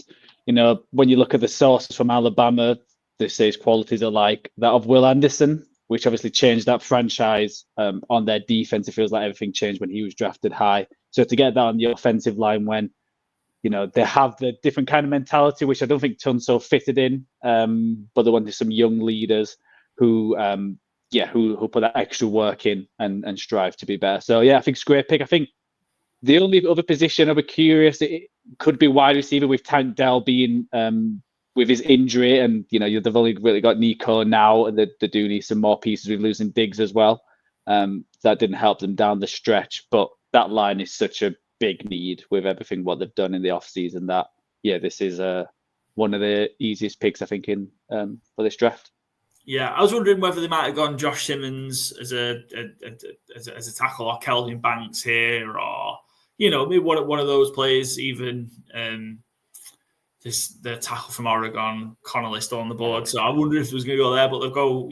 Graham goes inside here, and they've got needs all across, pretty much all across. So whichever seems fair. And I think the concerns about Booker, I think they're probably just an explanation for why he plays guard more than anything. I think rather than massive slights on him, and I think he'll be solid, and he just raises the floor of that old line. Pretty well. So it'll give them a good basis and a good foundation to build off, and helps get them a bit younger there as well. Thanks again to Graham Henderson, the Kilty Texan. We move on to pick number 26. Let's head out to Los Angeles. We've got Corbin Dubois joining us, making the pick for the LA Rams. Let's see who Corbin selects with pick number 26. Hello, everyone. This is Corbin from Southern California, making the 26th pick off the board for the Los Angeles Rams. The needs aren't crazy here.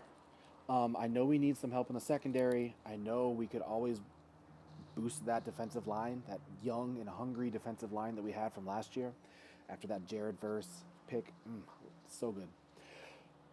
We're going to go ahead and shake it up. We're going to let Sean McVay let his better demons win, and we're going wide receiver off the board for number 26. We're going to take Texas's Matthew Golden. Now, hear me out. We have Puka, of course. We have Adams. You add Golden to that mix, I mean, it's just beautiful, in my opinion.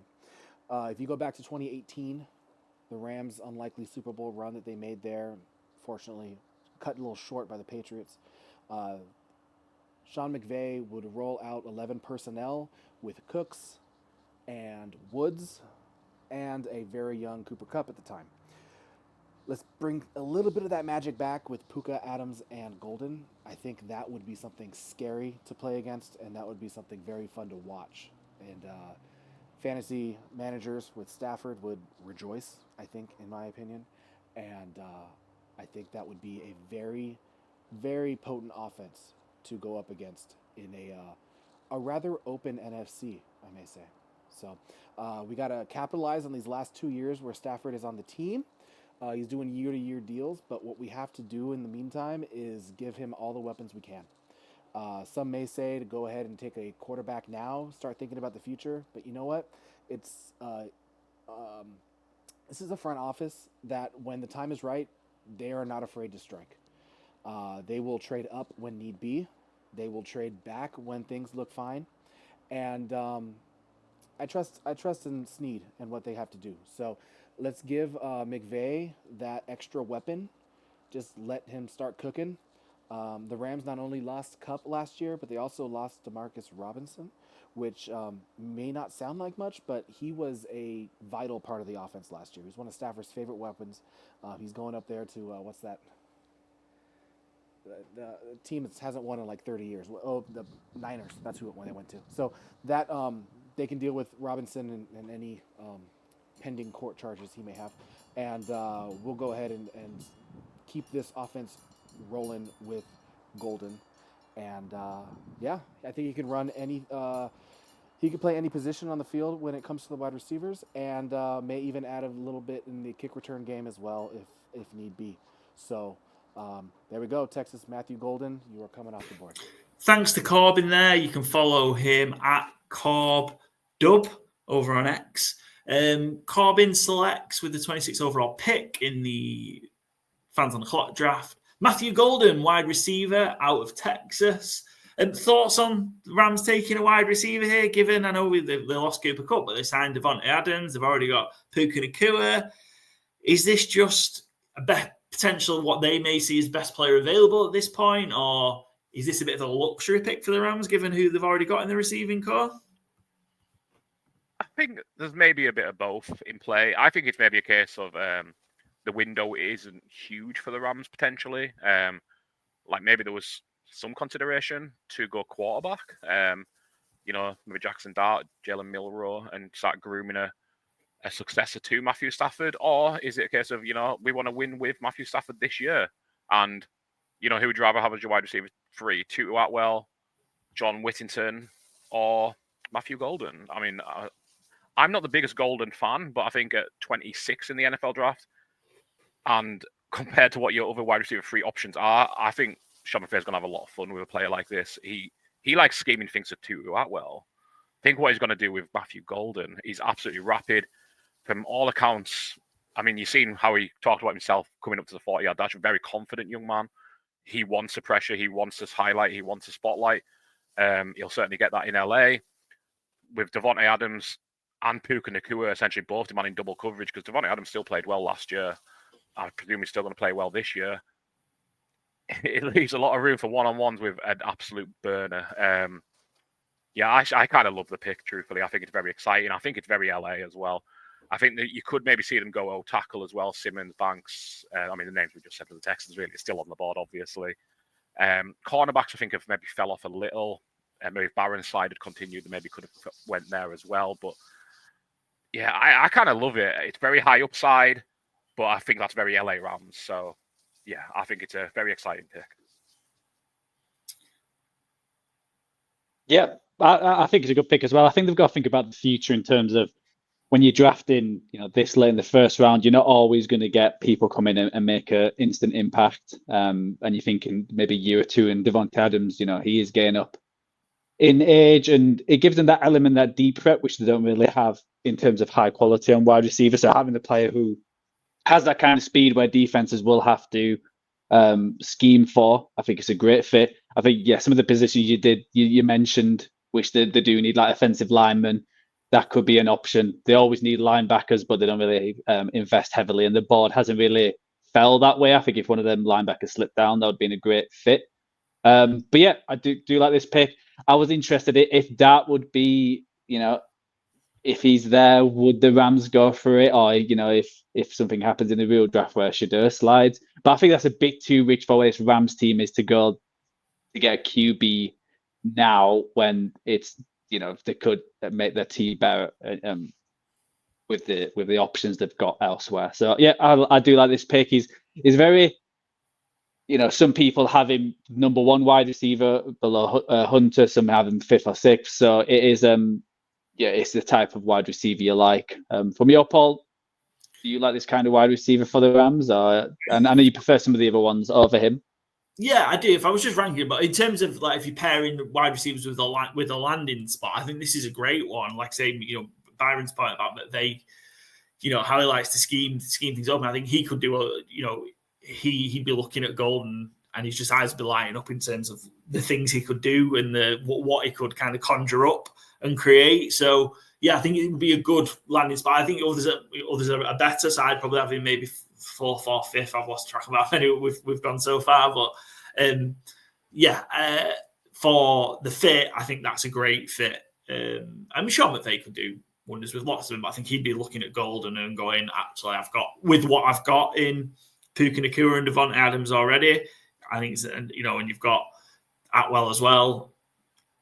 Rounds out the room nicely, I think, if that was the case. I thought that maybe they'd gone in the secondary, the Rams here, or maybe we've still got, I suppose you'd be ones that are kind of really rated towards the end of the first round. Amos out of Ole Miss, Morrison out of Notre Dame, maybe. Harrison, but maybe out of Kentucky, but maybe that's a bit of a stretch. But yeah, if this is the way it goes, then on draft night, then maybe the Rams do go, well, we've still got kind of wide receivers that we do like, so why not take a hit and just try and give Stafford more weapons? Excellent.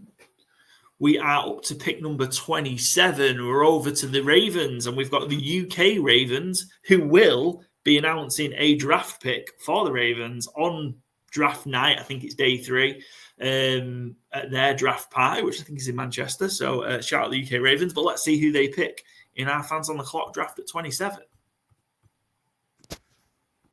Hi, I'm James from the UK Ravens, and with the 27th pick, we select Shamar Stewart, defensive lineman out of Texas A&M. There'll be a lot of Ravens fans sort of screaming about the lack of production that Stewart has at Texas A&M, but there's lots of reasons outside his control for why that happened, especially the way Texas A&M set their defensive front. We think he's great value at this position now at 27. The Ravens are looking for an edge rusher. They do need some more production out of their edge defenders, and Shamar Stewart can bring that to them. But they can also play in a pretty versatile way across the defensive line. That lack of production isn't down to a lack of power or explosion, which is just jumps off the screen when you watch his film. But it also, you can see on the film, the nuance to his game, the way he processes, the way he plans his rush. He has plenty of rush moves and he puts them together in a sophisticated way. And he's tough and gritty and he's a great run defender. So he's exactly what the Ravens are looking for at 27, a premium talent that drops to them, and they'll run up the card very happily for him.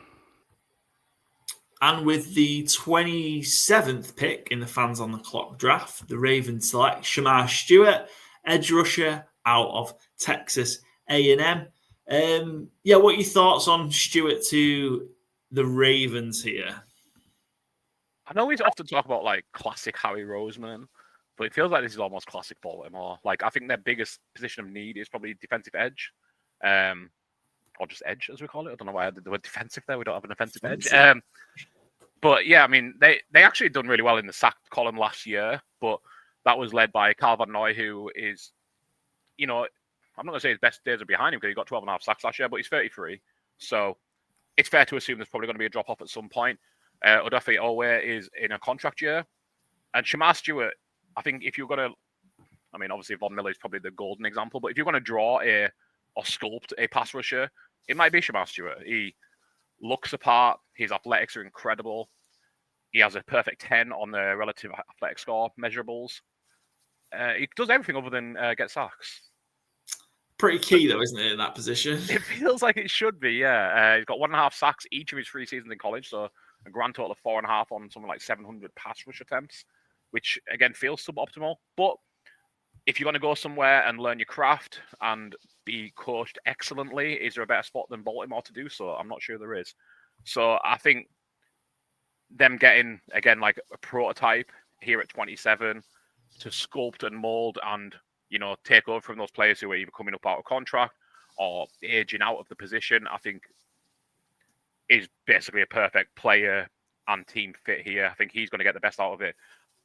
If anybody's going to get the best out of him, I imagine it's probably going to be Baltimore and that proven excellent coaching staff who,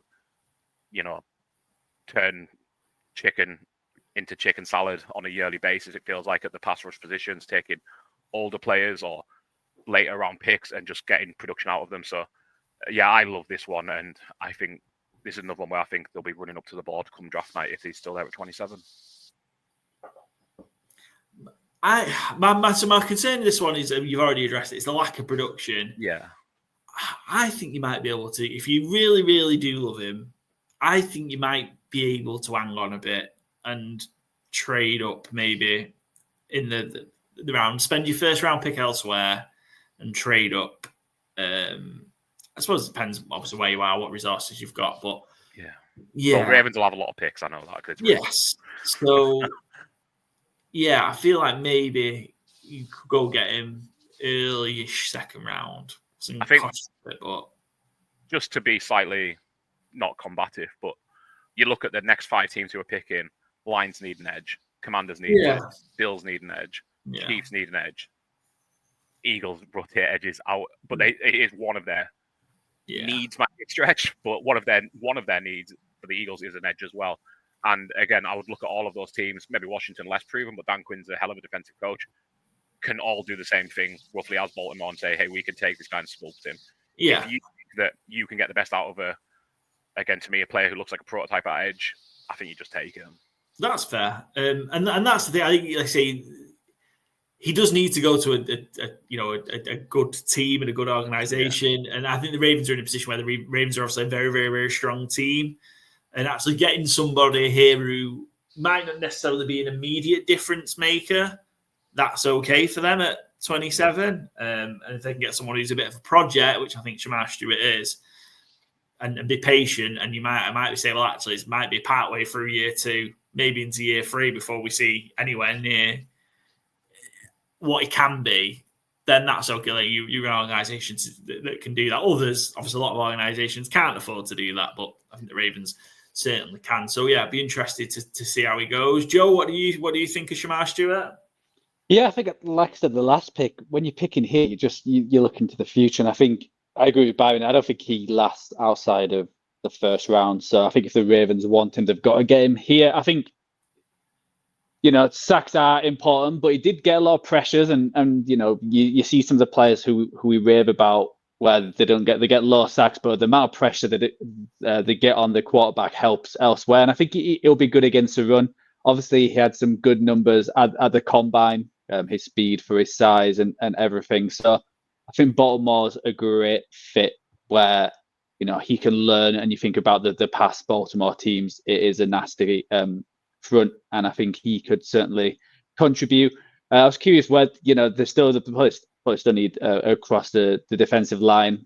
I thought they may have gone cornerback with some of them ones still available, we mentioned, because they felt like last year that's what we talked about quite a lot was, well, the cornerbacks.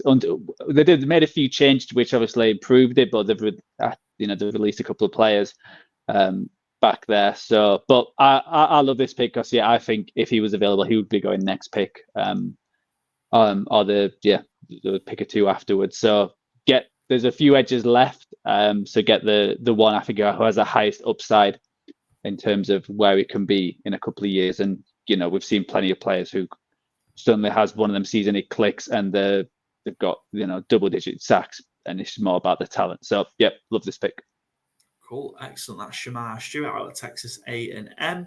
To the Ravens, thanks again to the UK Ravens guys. Enjoy your draft party on draft night. I think it's the Saturday they're doing it rather than the Thursday itself. But have fun and enjoy announcing the Baltimore Ravens pick when it comes to you. We're on to pick 28. It's the Detroit Lions, and none other than Fletch from the Sleep at Work network is going to be making the selection for the Detroit Lions. So let's see who Fletch selects. Fletch here from the AAW network. You might know me as Lions Guy Fletch on all of the socials, Twitter, Instagram, TikTok, all of the above. But you'll also know me from Hurdle the Line, College Football UK podcasts over on the Sleep at Work network. Come and find us, join the network. Loads of great things happening. Now, with the 28th pick of the 2025 NFL Draft, your Detroit Lions select Nick Scowerton, edge out of Texas A&M. Now, the Detroit Lions, we desperately need a little bit more help on the D-line. We've got the interior sorted. On one side, we've got potential DPOY candidate last year before getting injured, Aiden Hutchinson, but we need someone on the other side. We did have Zadarius Smith last year, but he's been cut. I think it makes it obvious that that's where we're going to go in the draft, depending on who's available. Nick Scowerton fell to us, and I cannot be happier in this draft. Nick Scowerton has so many different techniques. He's not as explosive as you would kind of like maybe, but that can be worked on. He can play on the inside, he can play on the outside. He's got a load of different pass rush moves, and it's not very often he doesn't win his battle on the edge by using the different moves, by collapsing the pocket, and with his just pure strength. So for me, it's a no-brainer. Nick Scowerton's available. We go with Nick Scowerton. So with the 28th pick in our Fans on the Clock draft, Fletch selects for the Detroit Lions Nick Scowerton, Texas A&M edge, 2 in a row. Just had one, and there's the other one gone. So like London buses. Oh, fuck off, Nick Scowerton. What do we think of Nick Scowerton? Once again, and kind of what I was touching on with Shamar Stewart, their position of need. Get someone opposite Aiden Hutchinson. Aiden Hutchinson's going to eat up the body, is going to eat up. He's going to be double teamed, presumably. Give Scott an opportunity to come in and clean up. And unlike Shamar Stewart, Scotland does have production. Got 10 sacks a season ago. Maybe not the explosive athlete that Stewart is, but he does get production. So it's really, what do you want? Do you want someone who can actually do the job, or someone who looks like they can?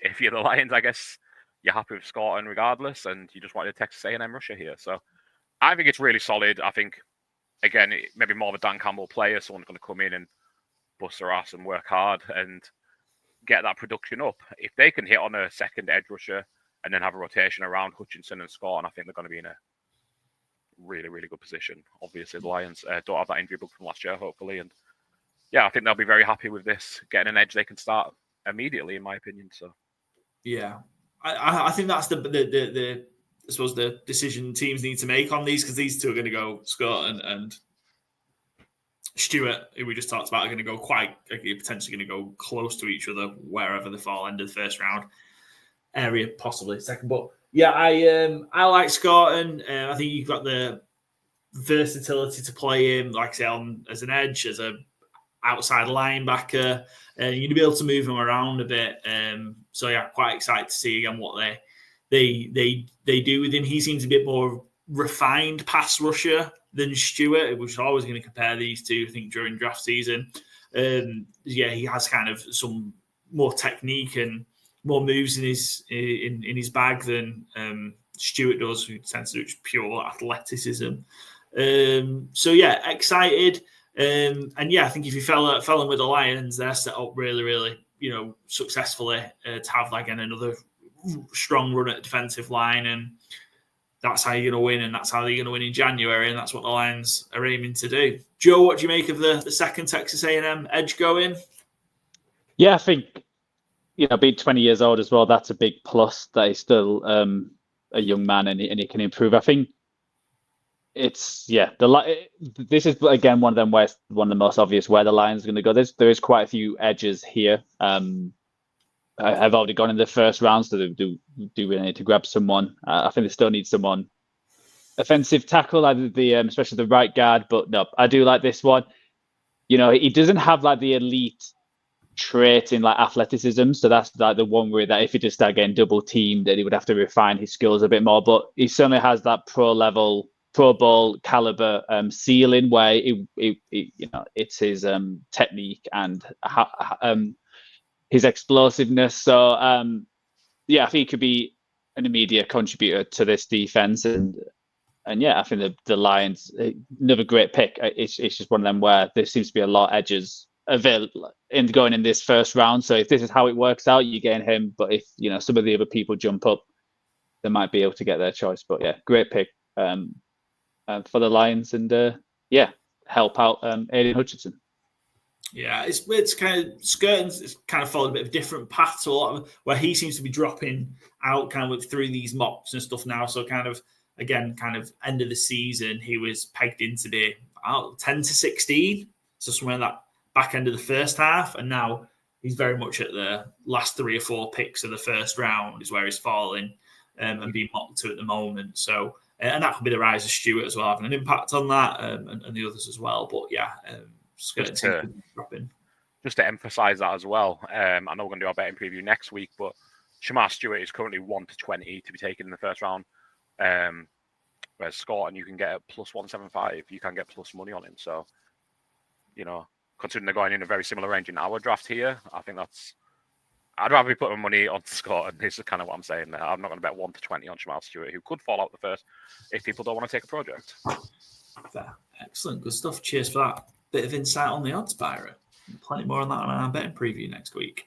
We're up to 29. Oh, thanks again to Fletch. Sorry, Fletch from Sleep at Work Network, Hurdle the Line, College Football UK podcast. Go follow the Sleep at Work Network on Twitter, X, Insta, and you can get the links then to the pods, Hurdle the Line, College Football UK, available on Spotify, Apple, all that jazz, YouTube as well. Go support the guys. We're on to our International Fan of the Year that's joining us next. So we've got Scott from the 1 Point Safety Show, which is a podcast all about the Washington Commanders. Scott is the International Fan of the Year this year for the Washington Commanders. So privileged to have him on and take part in our Fans on the Clock draft. So let's see who Scott takes for the Commanders at pick 29. Hi guys, it's Scott here from the 1 Point Safety Show, and with the 29th pick in the NFL draft, 2025 draft, the Washington Commanders select Landon Jackson, defensive end stroke edge out of Arkansas. He's 6'4", 247 in pounds wise, got good size for an edge rusher. Obviously the consensus board that came through meant that we weren't able to get some of the more A-graded prospects in the edge draft, but this draft is deep in edge and defensive end talent. So although it may seem a bit of a reach, I had Jackson as a mid-second round pick. Our pick at 61, he probably wouldn't last that long. And our biggest need on the team is edge and someone who can stop the run and set the edge. And I think Landon gives you all of that in spades. Shout out to Good Teams Win and Great Teams Cover. Have a great draft, boys. Thank you. Thanks to Scott Hartley there from the 1 Point Safety Show, Commanders podcast, and the International Fan of the Year for the Washington Commanders for 2024. With the 29th pick in our Fans on the Clock draft, the Commanders select Landon Jackson, edge, another one, out of Arkansas, or Arkansas, if you will. What do we make of another edge going? There's a run on him at the minute to end the first round. Yeah, seriously, there's that much edge, and I think Sting's having a night of love making in this house. It's got wild. But yeah, Jackson, interesting player, big lad, 6'6", uses his size well. A lot of power behind him. He blocked a pair of field goals over the last couple of seasons. Can always come in handy, very useful. And again, we've said the last two teams, it's a big position of need. Dan Quinn, I think, has done a good job historically and with Washington of kind of piecing together edge rush and edge rushers to get the best out of, again, using the old analogy of getting chicken salad out of chicken muck. And I think getting a top 10 edge rusher in this class, someone with proven production, I think makes total sense. It's weird kind of to see as well, looking in his background, he's tore his ACL twice and then went on to play basically every game as a starter for Arkansas. So hopefully that's fully behind him, but it would be a concern if I'm drafting a player in the first round that I'm not sure what condition his ACL is in long term. If you take him in the second or third round, that's more acceptable. Like I want to say Roman Wilson with the Steelers last year, but it wasn't Roman Wilson. It was the linebacker Wilson. Peyton Wilson. Thank you very much. Yes. So I would have that slight medical concern, but in terms of just getting production, getting after the quarterback, 6.5 sacks each of the last two seasons. And again, a big team need for Washington, who I think sneakily maybe have more team needs than you might expect for a team picking 29. Thankfully, they have an X factor at quarterback, which covers an awful lot of them. But yeah, I think they could do with a lot of picks here, a lot of good players in this range that they could go. But I understand them going edge rusher. I think maybe go corner as well. Could maybe go safety as well. But yeah, I certainly trust Dan Quinn to get an edge in and make the best of it. So yeah, solid pick. Yeah, I wondered if they'd have gone again this spot if it's on draft night. Ezeraku, I've done a terrible job of that. Out of Boston College. I think it's again you just taking which one you want. I think this might be kind of the last of it. I think then there's a bit of a drop off after this, to be honest, or maybe even a bit of a drop off to Landon Jackson. So yeah, it makes sense. If that's your need, you go get them. And like I said, I don't think there's too much. We've discussed this a few times. Too much difference between players you're taking here and potentially going in the top third of the second round. So I think very much of a muchness. One that obviously is lined up at various positions. You can move them around, line them up at various positions of the defensive front, which again, having a bit of versatility always adds to your value in my book as well. So good size as well, 6'7", 6'7", nearly 280. I think he is 6'6", 6'7", nearly 280. So yeah, easy. And again, he's just got the opportunity potentially to just develop. And again, good spot with Dan Quinn. I just think we're just getting to a position where, again, the Commanders have improved so much over the last 12 months. With kind of what they managed to do in free agency and I suppose it was a big bounce from the draft last year as well. It's about just trying to keep that momentum going, I guess, and continuing to improve and try and close that gap on Philadelphia. Joe, where you at with Landon Jackson? Yeah, I think they definitely need an edge rusher with Dante Fowler leaving, who was their high sack producer last year with 10.5.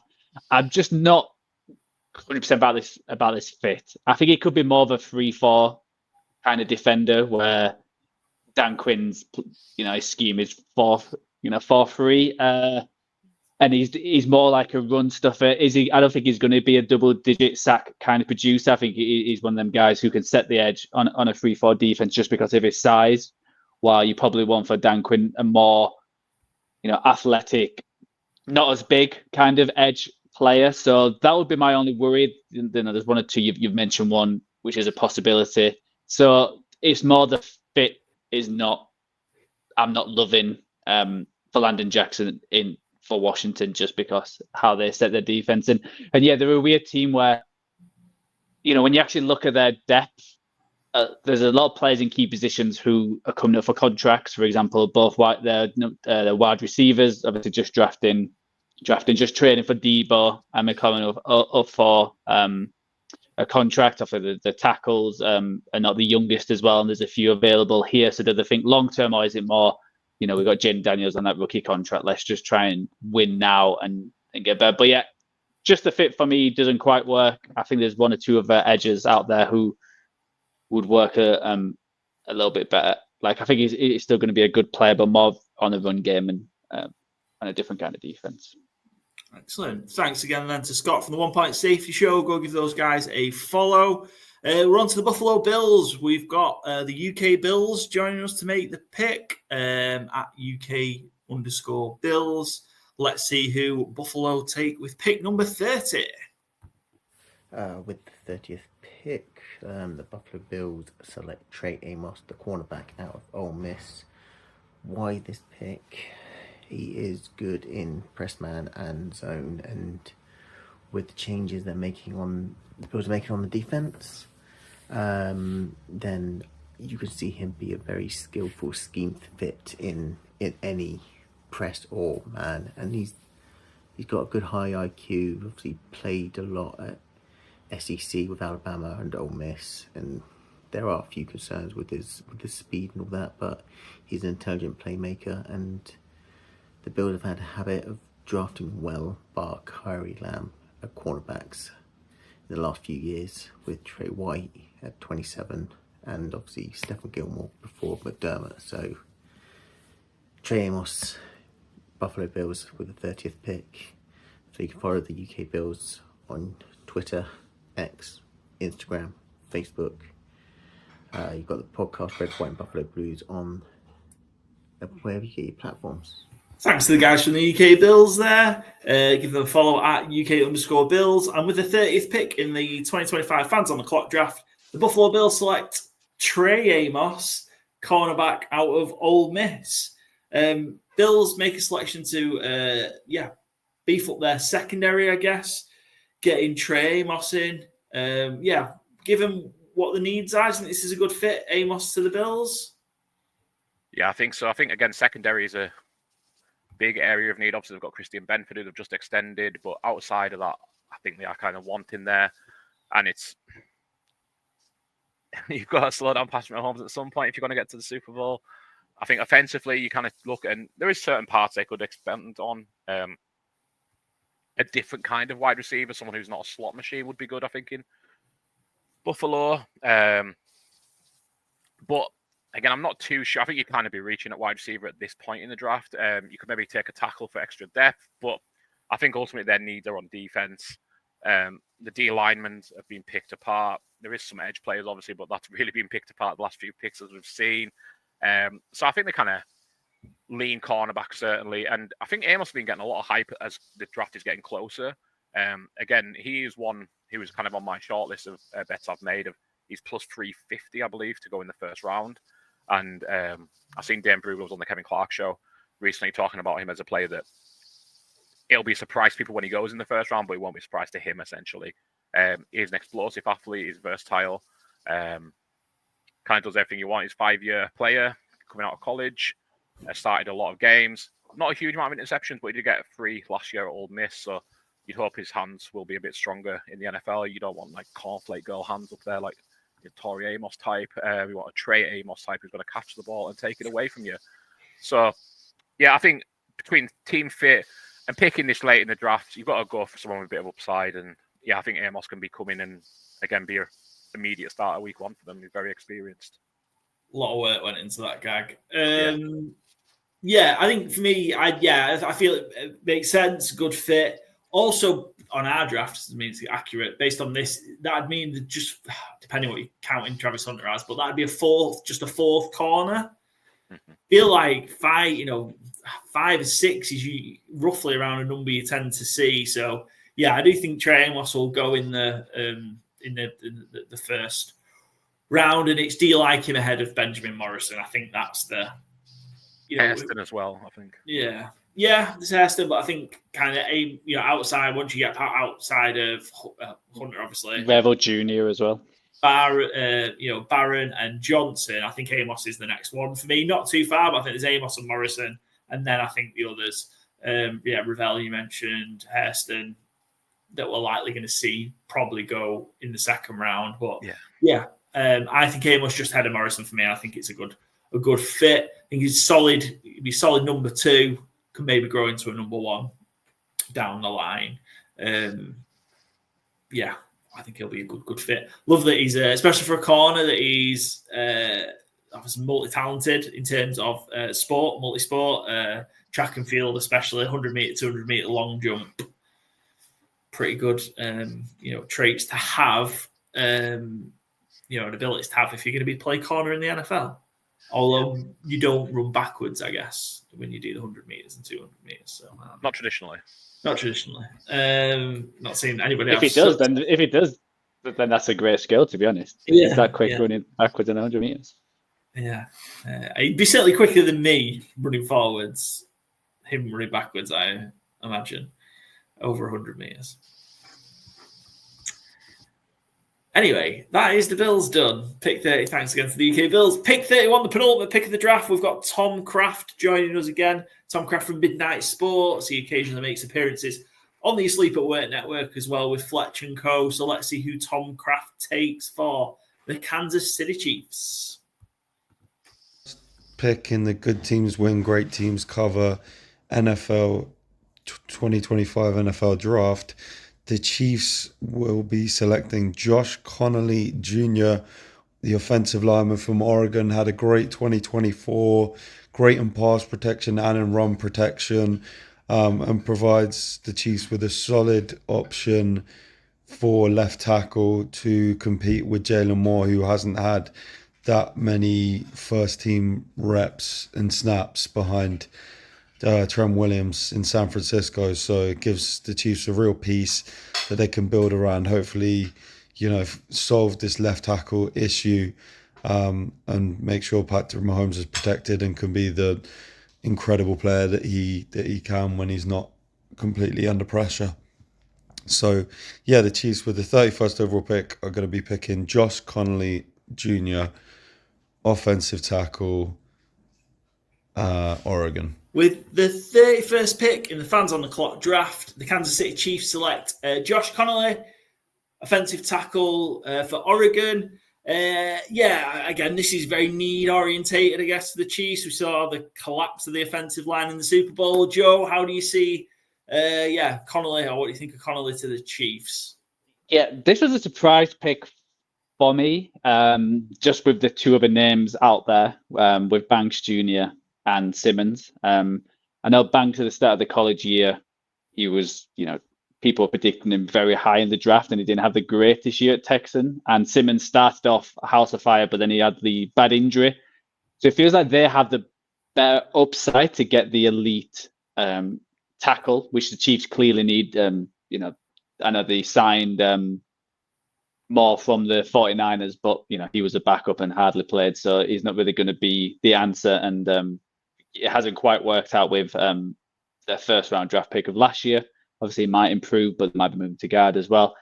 I feel like Connolly's is solid. I think he could be I don't think he's going to be an elite. He might be a solid starter, but you're really going for, maybe I don't even know if it's a higher floor, but just not the higher ceiling compared to Banks and Simmons, which I feel like the Chiefs should try and, because it feels like Patrick Mahomes is going to elevate whoever. Obviously, it didn't happen in the Super Bowl, but they still managed to get to the Super Bowl with a dysfunctional offensive line. So why not try and go, all out, get the tackles who has that ability to be elite, and then if they've got an elite left tackle, then look out the NFL. The Chiefs are going to be here for the next 5-10 years anyway. But then it just puts them in such a better position. So more of a surprise that it's more solid player rather than someone who could be elite. Yeah, it's an interesting one, Carly, because he's another one that's rockety. So his journey from kind of where he's been projected and mocked, as late on as January, he was kind of like a third round grade or third round mock where he'd been going, and now he's looks to be going pretty much at the end of that first round, so 25 to 31 range in a lot of the mocks. So yeah, it is quite the jump up the board, and yeah, I don't see too much to why you take him maybe over Banks or Simmons. I mean, Simmons had the injury, I guess, and Zabel, I think those are ahead of Connolly, but excuse me. But they do need certainly a big area of need, so you can understand why I'm spending a first round pick on it. Tackle. Byron, what do you think? Yeah, I think I largely agree. I think there is maybe an element of Josh Connolly does have the safer floor. He allowed just 1 sack last year on 511 pass blocks and only allowed 6 pressures in the last 12 games. Very solid. I think what might limit him at the next level in the NFL is his lack of size, his lack of weight, is maybe can be pushed around by biggest pass rushers a little more easily than you'd like. But again, I think very sturdy. He's played nothing but left tackle, which, maybe you'd like some more versatility, but if you've got someone you can just plug and play at left tackle, maybe midway through the season, once you've got him up to speed, got him bulked up a little, because like you said, Moore's not a long-term, I'd be very surprised if it was a long-term solution in Kansas City when he couldn't start couldn't find a slot on the Niners starting offensive line. So I can see why they've gone there. I think I would probably, like you guys, I'd probably lean more to Simmons myself. But I think if they're just looking at a plug-and-play left tackle, who maybe just needs a little getting up to experience, getting bulked up a bit more. And I totally agree with you, Paul, Joe, that Mahomes will make him look his best because he can extend plays. And even if a little pressure does get past him, Mahomes is one of them quarterbacks that you kind of trust to not embarrass his lineman by giving up a sack immediately. So yeah, I'll hand it back over to you, Joe. Yeah, I just want to say, obviously Kingsley was second round last year. The first round pick was Worthy, which I'm mistaken to say. But I wonder if that affects how they pick that they went for a project at tackle and it didn't quite work out. Did they rather get solid and maybe Kingsley or as a guard and get a solid line rather than what happened last year when it turned into a total disaster because you are gambling on the upside. But I just think the other two have,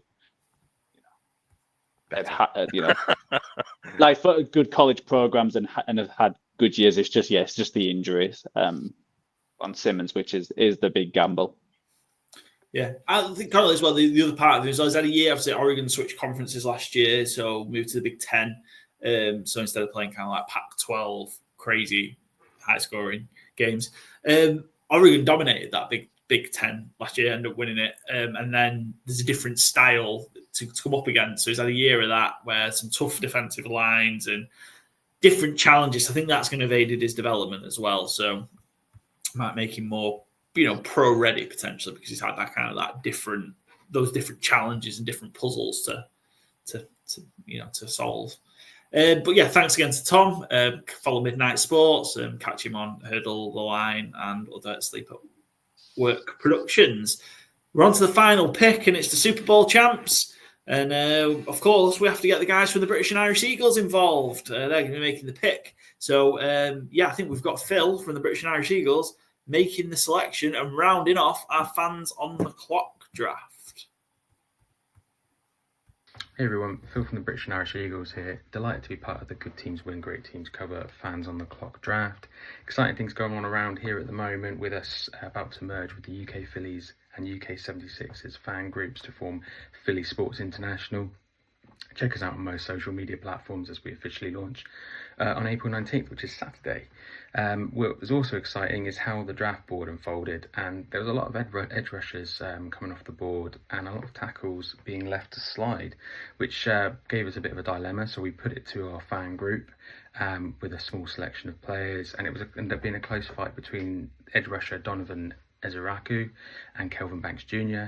But with the 32nd pick in the draft, Eagles fans select Kelvin Banks Jr., tackle from the University of Texas. Now, the toss-up came between edge and tackle because while edge is a greater need, The way the board fell with a couple of tackles falling out the projected top 15 graded picks that they had, it feels like a very Howie move to go with the best player available rather than take the last remaining first round graded edge. It also stems from the questions on who could one day replace Lane Johnson, although recently signed to an extension, who will no doubt leave a bigger void than any other player in the team. Recent draft history has also been all defense, so there's also future cap considerations to take into account, that in the next few years, players like Jalen Carr, Nolan Smith and Jordan Davis will need paying, and with most of the O-line locked into big contracts, Howie could look to give himself a little bit of cap relief on the offensive line a little bit further down the line. So that's the pick from the Eagles. Enjoy, guys. Thanks very much for having us. And with the 32nd pick in the Fans on the Clock draft, the Philadelphia Eagles select Kelvin Banks Jr., offensive tackle out of Texas. Thanks again to the British and Irish Eagles. Offensive tackle for the champs. What do we make to Kelvin Banks Jr. going to Philly? The best get better, right? Is that the expression? I think there's a good chance you might be seeing him right guard or go inside. But I think he can start immediately at tackle or guard, really. Big lad. He's been a starter the last 6 years. He's been playing football. He's only 21 now. And yeah, it seems like he kind of dominates everywhere he goes. Again, this is from Dan Brugler's The Beast. He's a humble team captain who's all business. The head coach, Steve Sarkisian. Whenever someone comes to ask me and asks, Coach, what do I need to do and how do I need to do it? All I say is be like Kelvin. And again, for a young man who seems to have been a leader since he got in the building, just very complimentary. And it just seems, again, like how he does it again. He gets a very solid player who's fell down the draft a little here, has multi-position versatility on the line, which is a huge strength of the Eagles anyway. And yeah, I think it's just a case of the best getting better. I have no complaints on this pick at all. Yeah, I wonder if this is a position where, maybe he starts inside, Lane Johnson retires in a couple of years, a year or two, and you can put him right there at right tackle. Yeah, it can give you a lot of options, and if some keys, fantastic in the run game, and just again making a strength even stronger. Joe, what do you think? Kelvin Banks heading out to Philadelphia. Yeah, I think the Eagles at this point is just best of player available. Obviously excluding certain positions. But yeah, only thing with being the offensive tackle, he plays left tackle, and he has the ability to be a good left tackle. He's got the ability to be like an all-pro guard, I think. But obviously, coming from the left side, the left side of that Eagles offensive line is pretty set with Landon Dixon and why is it? And they're pretty set there. So we'd have to learn if they are going to put him to the right tackle to take over Lane Johnson in a couple of years. So is that worth the risk? I would say the only other slight need is probably on that defensive line, just with a couple of players leaving, Josh Sweat, obviously Milton leaving, defensive tackle, and Gardner Johnson as well. Can you just stack that up even more with how good they drafted last year? So you can't really complain. Like I said, it's a great team where they don't really have a huge positional needs. It's just which player do you think is going to suit you for the next few years? So no complaints whatsoever with Banks. It's I think he's going to be a good player for them. I'm just curious if the Welsh, even if he starts inside, he'll probably have to move to the right side. So and if he's going to be a good offensive lineman, then he should be able to do that. So can't complain with this pick. It's they could have picked anyone. I think only player, probably not a quarterback or running back, and everything else would be like, good pick for the Eagles. They win again just because how good their team is right now. Easy one for the guys to get a good praise from us. Yeah, like I said, well, who would have thought? Yeah, that's true, actually. Yeah, it would be nice about the Eagles, but no, they run their organisation very well, don't they? So no surprise to see them pick up somebody of great value at pick 32. That does conclude our Fans on the Clock draft. Just part 2. So obviously we had part 1 last couple of weeks ago now, so go check that out if you haven't already. I'm sure you have if you're watching part 2. But just a quick sound off and a quick thanks to everyone that's taken part in part 2. So thanks to the British Bird Gang for the Cardinals, Sean Tyler who picked for the Bengals, Bo Crouch who picked for the Seahawks, Murph from Bucks UK, Mark Tong, who picked for the Broncos, the guys from the UK Steelers pod side for sending the video in, Phil Marsh from John Huddle UK for drafting for the Chargers, Adam Martin from the franchise tag for the Packers, Andy Thorpe for making the pick for the Vikings, the Kilty Texan, Graham Henderson for the Texans, Corbin Dubois for the Rams, the guys from the UK Ravens, Fletch from Sleep at Work Network from the Lions, Scott from the 1 Point Safety Show for the Commanders, the UK Bills, Tom Craft for the Chiefs, and the British and Irish Eagles. Thank you all for taking part. We really do appreciate it. I suppose just have a quick sum up then of the draft. Just sharing the picks on the screen. I'm not going to go through picks 1 to 16. Obviously, they're in part 1, but any sort of favourites from which would you say was your favourite pick from the first half, guys? For me, being maybe a little biased as a Dallas fan, but I'm trying to be impartial and neutral here. If you get Will Campbell at 12, you have probably won the draft. It's kind of my opinion. I love that pick so much, and I especially love it as a Dallas fan. Yeah, that was mine. I think the value of getting Will Campbell there at 12 is insane. So that was mine. Joe, what was yours? Yeah, that probably would have been mine as well, giving it for the Cowboys. But I'll say Travis Hunter. So if you're getting the number one pick, number one player in the draft at number 4, you can't complain if you're a Patriots fan. So I think for him to fall there, which, I think he's slightly changing how it works, where he's getting drafted. You'll be super happy with that. Excellent. And then quickly, sorry, we just saw a little bit of the magic behind Good Teams and Great Teams cover there. I'm trying to change the screen over, doing a terrible job of it. This is like Joe normally does it. And what about from the second half?